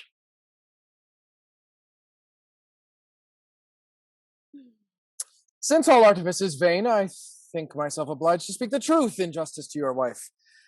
No. Ha! No, indeed, dear. Nay, I find you are both in a story that I must confess. But, what, not to be cured of the colic? Don't you know your patient, Mrs. Quack? Oh, lie upon your stomach. Lying upon your stomach will cure you of the colic. Fie, Jezebel! Indeed, sir, I have been a little too backward, that's the truth on it. Come, sir. Who are you in the first place? And what are you? A whore master. Very concise. Oh, beastly, impudent creature! Well, sir, and what came you hither for? To lie with your wife. Good again! Here's truth at last. And so you have... Ha! You have finished the matter, ha! And I am, as I should be, a sort of perquisite to a whoremaster called a cuckold, ha? Is it not so? Come, I'm inclining to believe every word you say. Why, Faith, I must confess, so I designed to make you. But you were a little unlucky in coming too soon, and hindered the making of your fortune. Humph. Nay, if you mince the matter once, and go back of your word, you are not the person I took you for. Come, go on, boldly. Plain dealing is a jewel. Well, since I see thou art a good, honest fellow, I'll confess the whole matter. I am a very honest fellow. You never lay with an honester man's wife. Oh, how my heart aches. All my comfort lies in my lover's ingenuity, and God be praised he has a considerable portion. I think I love him more than ever. In short, then, I was informed of the opportunity of your absence this afternoon by my valet, for a faith, honest Isaac. I have long intended thee this favor. I knew Spintext was to come by your direction, but I laid a trap for him and procured his habit, in which I passed upon your servants and was conducted hither. I pretended a fit of the colic to excuse my lying down upon your bed, hoping that when Mrs. Fondlewife heard of it, her good nature would bring her to administer remedies for my distemper. You know what might have followed, but like an uncivil guest, you knocked at the door before your wife was to come to me. Ah, this is apocryphal. I may choose whether I will believe it or not. That you may, Faith, and I hope you won't believe a word on it, so much it shames my reputation, but I can't help telling the truth, sir, for my life. You see? Oh, my heart bleeds with your suspicions. Oh, cruel, distrusting man. Oh! Letitia weeps dramatically. Ah, dissembling vermin. How canst thou be so cruel, Isaac? Thou hast the heart of a mountain tiger. By the faith of a sincere sinner, your wife is innocent of me. Go to him, madam. Fling your arms about his stubborn neck. Bathe his face in your salt-trickling tears. Letitia goes and hangs upon Fondlewife's neck, weeping and kissing him. Belmore kisses her hand behind her husband's back. So, a few soft words and a kiss, and the good man melts, never fails. Oh, indeed, my dear. I was just but come downstairs when you knocked at the door, and the maid told me Mr. Spintex was ill of the colic upon our bed. By my life, 'tis true. And you won't believe me? Cruel darling, indeed, I'll die if you don't. Oh, that I could believe you! Oh, my heart will break. Hey, now. Letitia pretends to faint. Hey, now. No, stay. I will believe thee, I will. Pray, bend her forward, sir. Yeah. Where's my dear, my darling? Here, my cocky. I do believe thee. I won't believe my own eyes. For my part, Mr. Fondlewife, I am so charmed with the love of your wife to you that I'll go and solicit matrimony with all my might and main. Well, sir, as long as I believe it, 'tis well enough. No thanks to you, sir, for her virtue. But I'll show you the way out of my house, if you please. Come, my dear. Nay, I will believe thee. I do, cocky. See, the great blessing of an easy faith man, man's opinion cannot err. No husband by his wife can be deceived. Still, she is virtuous, if she's so believed. End of Act 4. Act 5, Scene 1, the street outside Sylvia's house. Enter Belmore and Setter meeting. At a distance, Hartwell knocks on Sylvia's door. Setter! Well encountered. Joy of your return, Belmore. Have you made a good voyage? Oh, delicious voyage, Setter, and might have rode at anchor in the port till this time, but the enemy surprised us. But soft, is not that Hartwell at Sylvia's door? Begone, and quickly, Setter. I'll follow you. I would not be recognized. Exit Setter as Belmore withdraws. Enter Lucy at the door. Oh, Mistress Lucy, I'm impatient till it be done. And we may shortly bring it about without troubling yourself to go again for your brother's chaplain. Don't you see that stalking form of godliness? Oh, aye, the one-eyed fanatic. An executioner qualified to do your business. He has been lawfully ordained. I'll pay him well if you'll break the matter to him. I shall. Do you go and prepare your bride. Exit Hartwell. Sits the wind there. What a lucky rogue am I. This will make good sport. Sir, Reverend Sir. Madam! Belmore removes his clergyman robe, revealing himself. Now goodness have mercy upon me. Mr. Belmore, is it you? Even I, Lucy. What dost thou think? Think? That I should not believe my eyes, that you are not what you seem to be. Then you are as wise as I remember. Well, and what's your business with me? I had none, but through mistake. Aye, a mistake you must go through with, Lucy. Come, I know the intrigue between Hartwell and your mistress, and how you mistook me for Mr. Spintext. Who could marry him, huh? Are not matters in this posture? Alackaday, you and Mr. Vainlove, between you, have ruined my poor mistress. You have made a gap in Sylvia's reputation. Can you blame her if she make it up with a husband? Well, but is it as I say? Well, it is then, but you'll be secret? Aye, secret, aye. And to be out of thy debt, I'll trust thee with another secret. Your mistress must not marry Hartwell, Lucy. Didst thou not hear me, rascal? I tell you, my mistress marries to save her honor. Which is why I shall provide a fitter husband for her. Come, here's earnest of my good intentions. Let this mollify you. Belmore gives Lucy a purse of money. Look you, Hartwell is my friend, and, though he is blind, I must not see him fall into the snare and unwittingly marry a whore. Whore? I'd have you know, my mistress scorns— Nay, look you, Lucy, there are whores of as good quality. But to the purpose, you must present me to your mistress and Hartwell, and let me marry him as Spintext. Nay, don't interrupt. If you do, I'll spoil all. I have some private reasons for what I do, which I'll tell you all within. In the meantime, I promise I shall help your mistress to a husband. Nay, and thee too, Lucy. Here's fresh assurance of it. Belmore gives Lucy more money. Not even the devil is so cunning. Well, for once, I'll venture to serve you. But if you deceive me, the curse of all kind, tender-hearted women light upon you. That's as much to say the pox take me. Well, lead on. Exeunt Belmore and Lucy into the house. Re-enter Setter with Sharper and Vainlove. Just now, say you, gone with Lucy? I saw him stir and stood at the corner where you found me and overheard all they said. Mr. Belmore is to marry him. 'Twill be a pleasant cheat. I'll plague Hartwell when I see him. Prithee, Frank, let's tease him, make him fret till he foam at the mouth, and disgorge his matrimonial oath with interest. Come, thou art too musty. Master Sharper, a word with you. Setter and Sharper talk apart. Sharper swears that Araminta has forsworn the letter. I'm sure he tells me the truth, but I'm not sure she told him the truth. Yet she was unaffectedly concerned, he says, and often blushed with anger and surprised, and so I remember in the park, she had reason to be furious if I accused her wrongfully. Alas, I begin to doubt. Say'st that so? This afternoon, sir, about an hour before my master Vainlove received the letter. On my conscience, I believe it. I know Lucy, sir, and I'm sure I can fish it out of her. She's a schemer by trade. Here, Frank! Your bloodhound has found out the fault. This letter that so sticks in thy maw is counterfeit.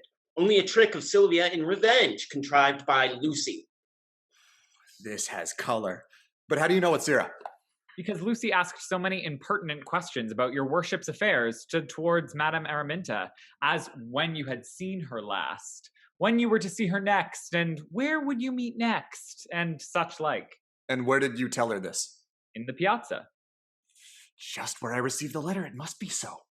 And why did you not find me out to tell me this before, sot? Sir, I was pimping for Mr. Belmore. You were well employed then. I think there is no objection to the excuse. Pox in my saucy credulity. If I have lost Araminta, I deserve it. But if confession and repentance be of force, I'll win her, or weary her into a forgiveness. Exit Vainlove. Re-enter Belmore. But see, here comes Belmore. Hugging himself in his prosperous mischief like a true fanatic. Sharper! Fortify thy spleen for such a jest. I will make you laugh. Now, were I ill-natured, I would utterly disappoint thy mirth. Hear thee tell thy jest with as much gravity as a bishop hears confession, not so much as wrinkle my face with one smile, but let thee laugh by thyself. But for all that, the experiment is fruitless today, for honest Setter here overheard you with Lucy, and has told me all. Not all, I'm sure, for I got an opportunity after I had married him of discovering the cheat to Sylvia. She took it at first, as any woman would, the disappointment, but my promise to make her amends with another husband somewhat pacified her. What? But how the devil do you think to acquit yourself of your promise? Will you marry her yourself? I have no such intentions at present. Prithee, wilt thou think a little for me? You must know a few candidates, and I am sure the ingenious Mr. Setter will assist. With all my heart, good Master Belmore. I'll leave him with you, and go shift my habit. Exit Belmore. Enter Sir Joseph and Sure, fortune has sent this fool hither on purpose. Setter, stand close. Fear him not. I am prepared for him now, and he shall find he might have more safely roused a sleeping lion. Hush, hush, don't you see him? Show him to me. Where is he? Nay, don't speak so loud. I don't jest as I did a little while ago. Look yonder. Egad, if he should hear the lion's roar, he'd cudgel him into an ass. Don't you remember the story in Aesop's Fables, Bully? Egad, there are good morals to be picked out of Aesop's Fables, let me tell you that. Damn your morals! Prithee, don't speak so loud. Damn your morals! I must revenge the affront done to my honor. I do, Captain. If you think fitting, you may dispose of your own flesh as you think fit, do you see? But, by the Lord, I like having my skin, so I'll leave you. Sir Joseph steals away on his tiptoes. Prodigious. What? Will you forsake your friend in extremity? You can't in honor refuse to carry me a challenge. Bluff steals after Sir Joseph on his tiptoes and tackles him. They scuffle. Prithee, what do you see in my face that looks as if I would carry a challenge? Honor is your province, Captain. Take it. All the world know me to be a knight and a man of worship. You need not say more, Master Sharper. I'm instructed. And let's to our business. How? Impossible. Araminta taking a liking to a fool? Her head runs on nothing else, nor she can talk of nothing else. I know she entertained him all the while we were in the park, but I thought it had only been to make Vainlove jealous. How's this? Good bully, let's tarry and listen. Egad, this must be I. Death in hell, it can't be. An oaf? An idiot? A wit all? Aye, there's the confirmation. 'Tis I, my own individual person. A wretch that has flown for shelter to the lowest shrub of mankind and seeks protection from a blasted coward. That's you, bullyback. Hush, fool! And so Araminta has given your master Vainlove her solemn promise to marry him before tomorrow morning, has she not? She has, sir, and I have it in charge to conduct her to the place appointed. Well, I'll go and inform him, and do you bid her make all haste imaginable. Exit Sharper. Were I a rogue now, what a noble prize could I dispose of? A goodly ship richly laden, and to launch forth under my auspicious convoy, 12,000 pounds and all her rigging, besides what lies concealed under hatches. And all this committed to my care, avant temptation. Setter, show thyself a person of worth, be true to thy trust, and be reputed honest. Reputed honest? Is that all? Aye, for to be honest is nothing. The reputation of it is all. Reputation? What have such poor rogues as I to do with reputation? 'Tis above us, and for men of quality they are above it, so that reputation is even as foolish a thing as honesty. And for my part, if I were to meet Sir Joseph Whittle with a purse of gold in his hand, I think I'd dispose of it to the best advantage. Sir Joseph advances with a purse, clinking the coins.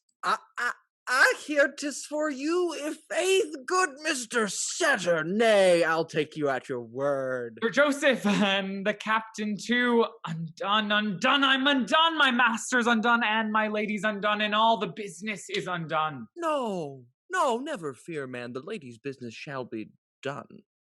Nay, come, Mr. Setter, I have overheard all, and to speak is but loss of time. But if there be occasion, let these worthy golden friends intercede for me.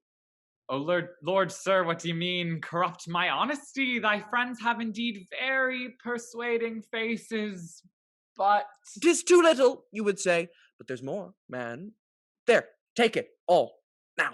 Well, Sir Joseph, you have such a winning way with you. And how, good setter? Did Araminta look when she talked of Sir Joseph? Did not her eyes twinkle and her mouth water? Did not she pull up her little bubbies and tousle her hair? Huh? Setter. Oh, yes, sir. How now, bully? What, melancholy because I'm in the lady's favor? No matter. I'll make your peace and bring you into your lady's good graces too. Pshaw. I have petitions to show from other toys than she. Of course you have, bully back. Egad, just because I have never seen you with any other woman doesn't mean you are not a skillful harvester of the feminine fruit. But come, good Mr. Setter, can you not assist the dear captain as well as me? Egad, I shall pay you dearly for the favor, do you see? For we twain would be married to those wizards we met in the park today, and heaven has dropped you in our path like the excrement of a bird, though somewhat rather more productive than that. Well, Sir Joseph, you make a compelling argument, and if you and the noble captain will but follow me, I'll do what I can for you. This way. Exeunt Setter, Sir Joseph, and Bluff. Re-enter Sharper, tugging in Hartwell. Nay, prithee, leave railing and come along with me. Perhaps she may not be within. 'Tis but to yon corner house. Whither? Which corner house? Why, there, the 2 white posts. And who would you visit there, say you? Soon's how my heart aches. Oh, none but a wanton young creature that vain love debauched and has forsaken. Did you never hear Belmore chide him about Sylvia? Death and hell and marriage, my wife! Why, Hartwell, thou art as frenzied as a new married man that had found his wife entertaining another man on the first night. Hell and the devil, does he know it? But prithee, friend, come along with me, or I'll go and have the lady to myself. Oh, torture, how he racks and tears me. Shall I own my shame or wittingly let him go and whore my wife? No, that's insupportable. Oh, Sharper. How now? Oh, sir, I'm married. Oh, spleen. Married, say'st thou? Certainly, irrecoverably married. Heaven forbid, man. For how long? Oh, an age. I have been married these 2 hours. My old bachelor married! That were a jest indeed. Stuff, do you mock me? Harkye, if either you esteem my friendship or your own safety, come not near that corner house, that hot brothel. Ask no questions. Exit Hartwell. Re-enter Setter. He's stark mad by this light. Thus grief still treads upon the heels of pleasure. Married in haste, we may repent at leisure. Some by experience find these words misplaced. At leisure married, they repent in haste. As I suppose my master Hartwell. Here again, my Mercury. Truly, Master Sharper, I think my achievements do deserve the epithet. Mercury was a pimp too, but at this time I must confess I am somewhat fallen from the dignity of my function, and do condescend to be scandalously employed in the promotion of vulgar matrimony. As how? Why, to be brief, our stratagem succeeded as you intended. Captain Bluff and Sir Joseph have bribed me handsomely to marry them to the young Madame Araminta and her cousin, whose fine persons I must strive to replicate. Excellent. Well, since you have named her, I presume Araminta has been conscripted into the operation? She has already been shifting clothes for the purpose at a friend's house. Faith, she's a clever rogue, young and ripe as a rosebud and purebred for conspiracy, I warrant. Much to vain love's chagrin, though we admire her for it. Hark, here's company coming. If you'll walk this way, sir, I'll acquaint you with the rest of our scheme. Exeunt Sharper and Setter. Enter Belmore, Belinda, Araminta, and Vainlove. 'Twas all frenzy all. Can you not forgive me? Forgive it, my dear Araminta? Men in madness have a title to your pity. Which they forfeit when they are restored to their senses. I am not presuming beyond a pardon. You, who would reproach me with one counterfeit, how insolent would a real pardon make you? But there's no need to forgive what is not worth my anger. On my conscience, Belmore, I could find it in my heart to marry thee, purely to be rid of thee. At least thou art so troublesome a lover, there's hopes thou to make a more than ordinary quiet husband. Say you so? Is that a maxim among ye? Yes, you fluttering men of mode have made marriage a mere French dish. I hope there's no French sauce. You are so curious in the preparation, that is your courtship. One would think you meant a noble entertainment, but when we come to be, 'tis all froth and icing, no substance. Egad, you timorous virgins all form a dreadful chimera of a husband, don't you? You imagine him as of a creature contrary to that soft, humble, pliant, easy thing called a lover, and guess at plagues in matrimony which oppose the ecstasies of courtship. But you fear too far. Courtship to marriage is but as the music in a playhouse until the curtain's drawn. But that curtain once up, then opens the scene of pleasure. Fie! No, rather courtship is to marriage as a very witty prologue to a very dull play. Re-enter Sharper. Oh, Belmore, if you will bring the ladies, make haste to Sylvia's lodgings before Hartwell has fretted himself out of breath. You have an opportunity now, madam, to revenge yourself upon Hartwell for affronting your squirrel. Oh, filthy rude beast. 'Tis a lasting quarrel. I think he has never been at our house since. But give yourselves the trouble to walk to that corner house, and I'll tell you, by the way, what may divert and surprise you. Exeunt. Scene 2. Sylvia's lodgings. Enter Hartwell and his boy, meeting. At a distance, enter Belmore, Belinda, Vainlove, and Araminta. Gone forth, say you, with her maid? There was a man, too, that fetched them out. Setter, I think they called him. So, that precious pimp, too. Damn strumpet. Could she not contain herself even on her wedding day? Not hold out till night? Oh, cursed state! Sure, Adam could with far more ease abide his bone when broken than when made his bride. How now, George? What? Rhyming? I thought the chimes of verse were past, when once the doleful marriage knell was rung. Shame and confusion, I am exposed. Joy, Mr. Bridegroom. I give you joy, sir. 'Tis not in thy nature to give me joy. A woman can as soon give immortality. Oh God, men grow into such clowns when they are married. That they are fit for no company but their wives. Nor for them, neither, in a little time. Oh, I swear it, the month's end you shall hardly find a married man that will do a civil thing for his wife or say a civil thing to anybody else. And so, methinks Hartwell looks all ready. Death, I made your laughing stock. For you, sir, I shall find a time. But take off your wasp here, or this clown may grow boisterous. I have a fly trap. You have occasion for it. Your wife has been blown upon. Not fiends or furies could have added to my vexation, or anything but another woman. You have racked my patience, strumpet. Begone, or by heaven! Hartwell draws his sword on Belinda. Belmore jumps between them. Hold, what the devil? Thou wilt not draw upon a woman. Why, what's the matter? Bless me, cousin, what have you done to him? Only touched a galled beast until he winced. Belmore, give it over. You vex him too much. Hey, I swear I begin to pity the old man myself. Damn your pity! But let me calm a little. How have I deserved this of you? Any of you? Belmore, have I impaired the honor of your house, promised your sister marriage, and whored her? Wherein have I injured you? Madam Belinda, have I an opportunity to debauch you and rejected it? Did you ever offer me a sweet favor that I refused? Or Oh, fie! What does the filthy fellow mean? Lord, let me be gone. Hang me if I pity you, Hartwell. You are justly served.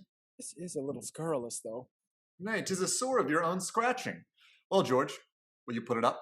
Fie, Frank, you are the principal cause of all my present ills. If Sylvia had not been your mistress, my wife might have been honest. And if Sylvia had not been your wife, my mistress might have been just. There, we are even. But breathe easy. I heard of your misfortune and am come to your relief. When execution's over, you offer a reprieve. What would you give for it? Oh, anything. Everything. A leg or two, or an arm. Nay, I would be divorced from my very manhood to be divorced from my wife. Enter Sharper. That's a sure way. But here's one can sell you your freedom more cheaply. Vain love, I am thy godfather and redeemer. I have promised and vowed some things in your name which I think you are bound to perform. See here, this paper. 'Tis a full and free discharge to Sir Joseph Whittle and Captain Bluff for all injuries whatsoever done unto you by them, until the present date hereof. How say you? Agreed. Then let me beg these ladies to wear their masks a moment. Come in, gentlemen and ladies. The devil's all this to me? Patience. Belinda and Araminta put on their visors. Enter Sir Joseph, Captain Bluff, Sylvia, Lucy, and Setter. Sylvia is masked and dressed like Araminta, while Lucy is masked and dressed like Belinda. All injuries whatsoever, Mr. Sharper. Aye, whatsoever, Captain. Stick to that. Whatsoever. 'Tis done at your command. These gentlemen are witnesses to the general release. Aye. I am signed to it. I have passed an act of oblivion. 'Tis very generous, Mr. Vainlove. Since I must own to your friend that I have lately married a woman, I think he lately may have flattered himself to be the favorite of. Good bully. Ease him lately into the news. Well, you have piqued my curiosity, Captain. What woman can you mean? Nay, come, sir. 'Tis no time for false ignorance. There's no bravery in that. But if you put me to plainness, sir, why, d'ye see, I have wedded the lovely heiress. Have you indeed? Lucy unmasks. What the devil? You're not Belinda. What's this? Cheated at last? Oh dear, Captain. It seems your soldierly pride has led you into dangers. Mr. Vainlove, I suppose you know the woman I have got now, but all's forgiven. I know whom you have not got. Pray, ladies, convince him. Araminta and Belinda unmask.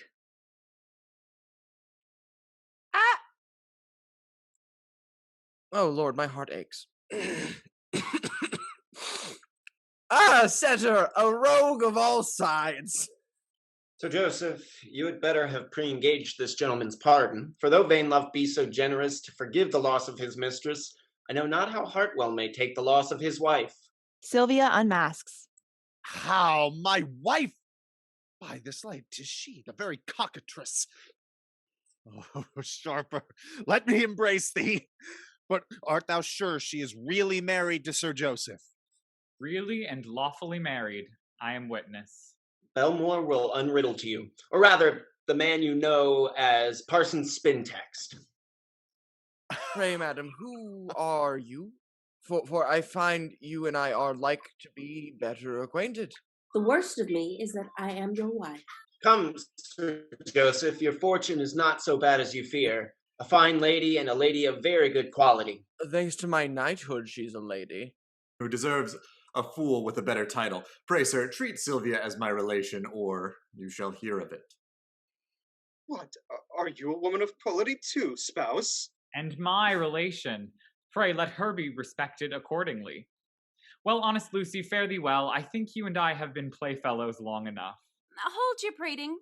I'm thinking what vocation I shall follow while my spouse is planting laurels in the wars. No more wars, spouse, no more wars. While I plant laurels for my head abroad, I may find the branches sprout. Belmore, I approve thy mirth and thank thee, and yet I cannot approve thy course, for I see which way thou art going, and tremble to see thee fall into the same snare out of which thou hast delivered me. I thank thee, George, for thy good intentions, but there is a fatality in marriage, for I find I'm resolute. Then good counsel will be thrown away upon you. For my part, I have once escaped, and when I wed again, may she be as ugly as an old bawd. Ill-natured as an old maid. Wanton as a young widow. And jealous as a barren wife. Agreed. Well, midst of these dreadful denunciations, and notwithstanding the warning and example before me, I commit myself to lasting durance. Belinda gives Belmore her hand. Prisoner, make much of your fetters. Wharton, make much of your charge. And what of thee, sweet Araminta? May I presume to hope so great a blessing? We had better take advantage of our friend's experience first. On my conscience, she dares not consent for fear he should recant. Well, we shall have your company to church in the morning, Maybe it may get you an appetite to see us fall before you. Setter, did you not tell me that there were Musicians, Master Belmore. That I did. They are at the door. I'll call them in. Setter goes to the door and lets the musicians in. They all dance. Now we set forward on a journey for life. Come gladly, fellow travelers. Old George, I'm sorry to see thee still plod on alone. With gaudy plumes and jingling bells made proud, the youthful beast sets forth and neighs aloud. A morning sun has his tinselled harness gilds, and the first stage a downhill greensward yields. But oh, what rugged ways attend the noon of life!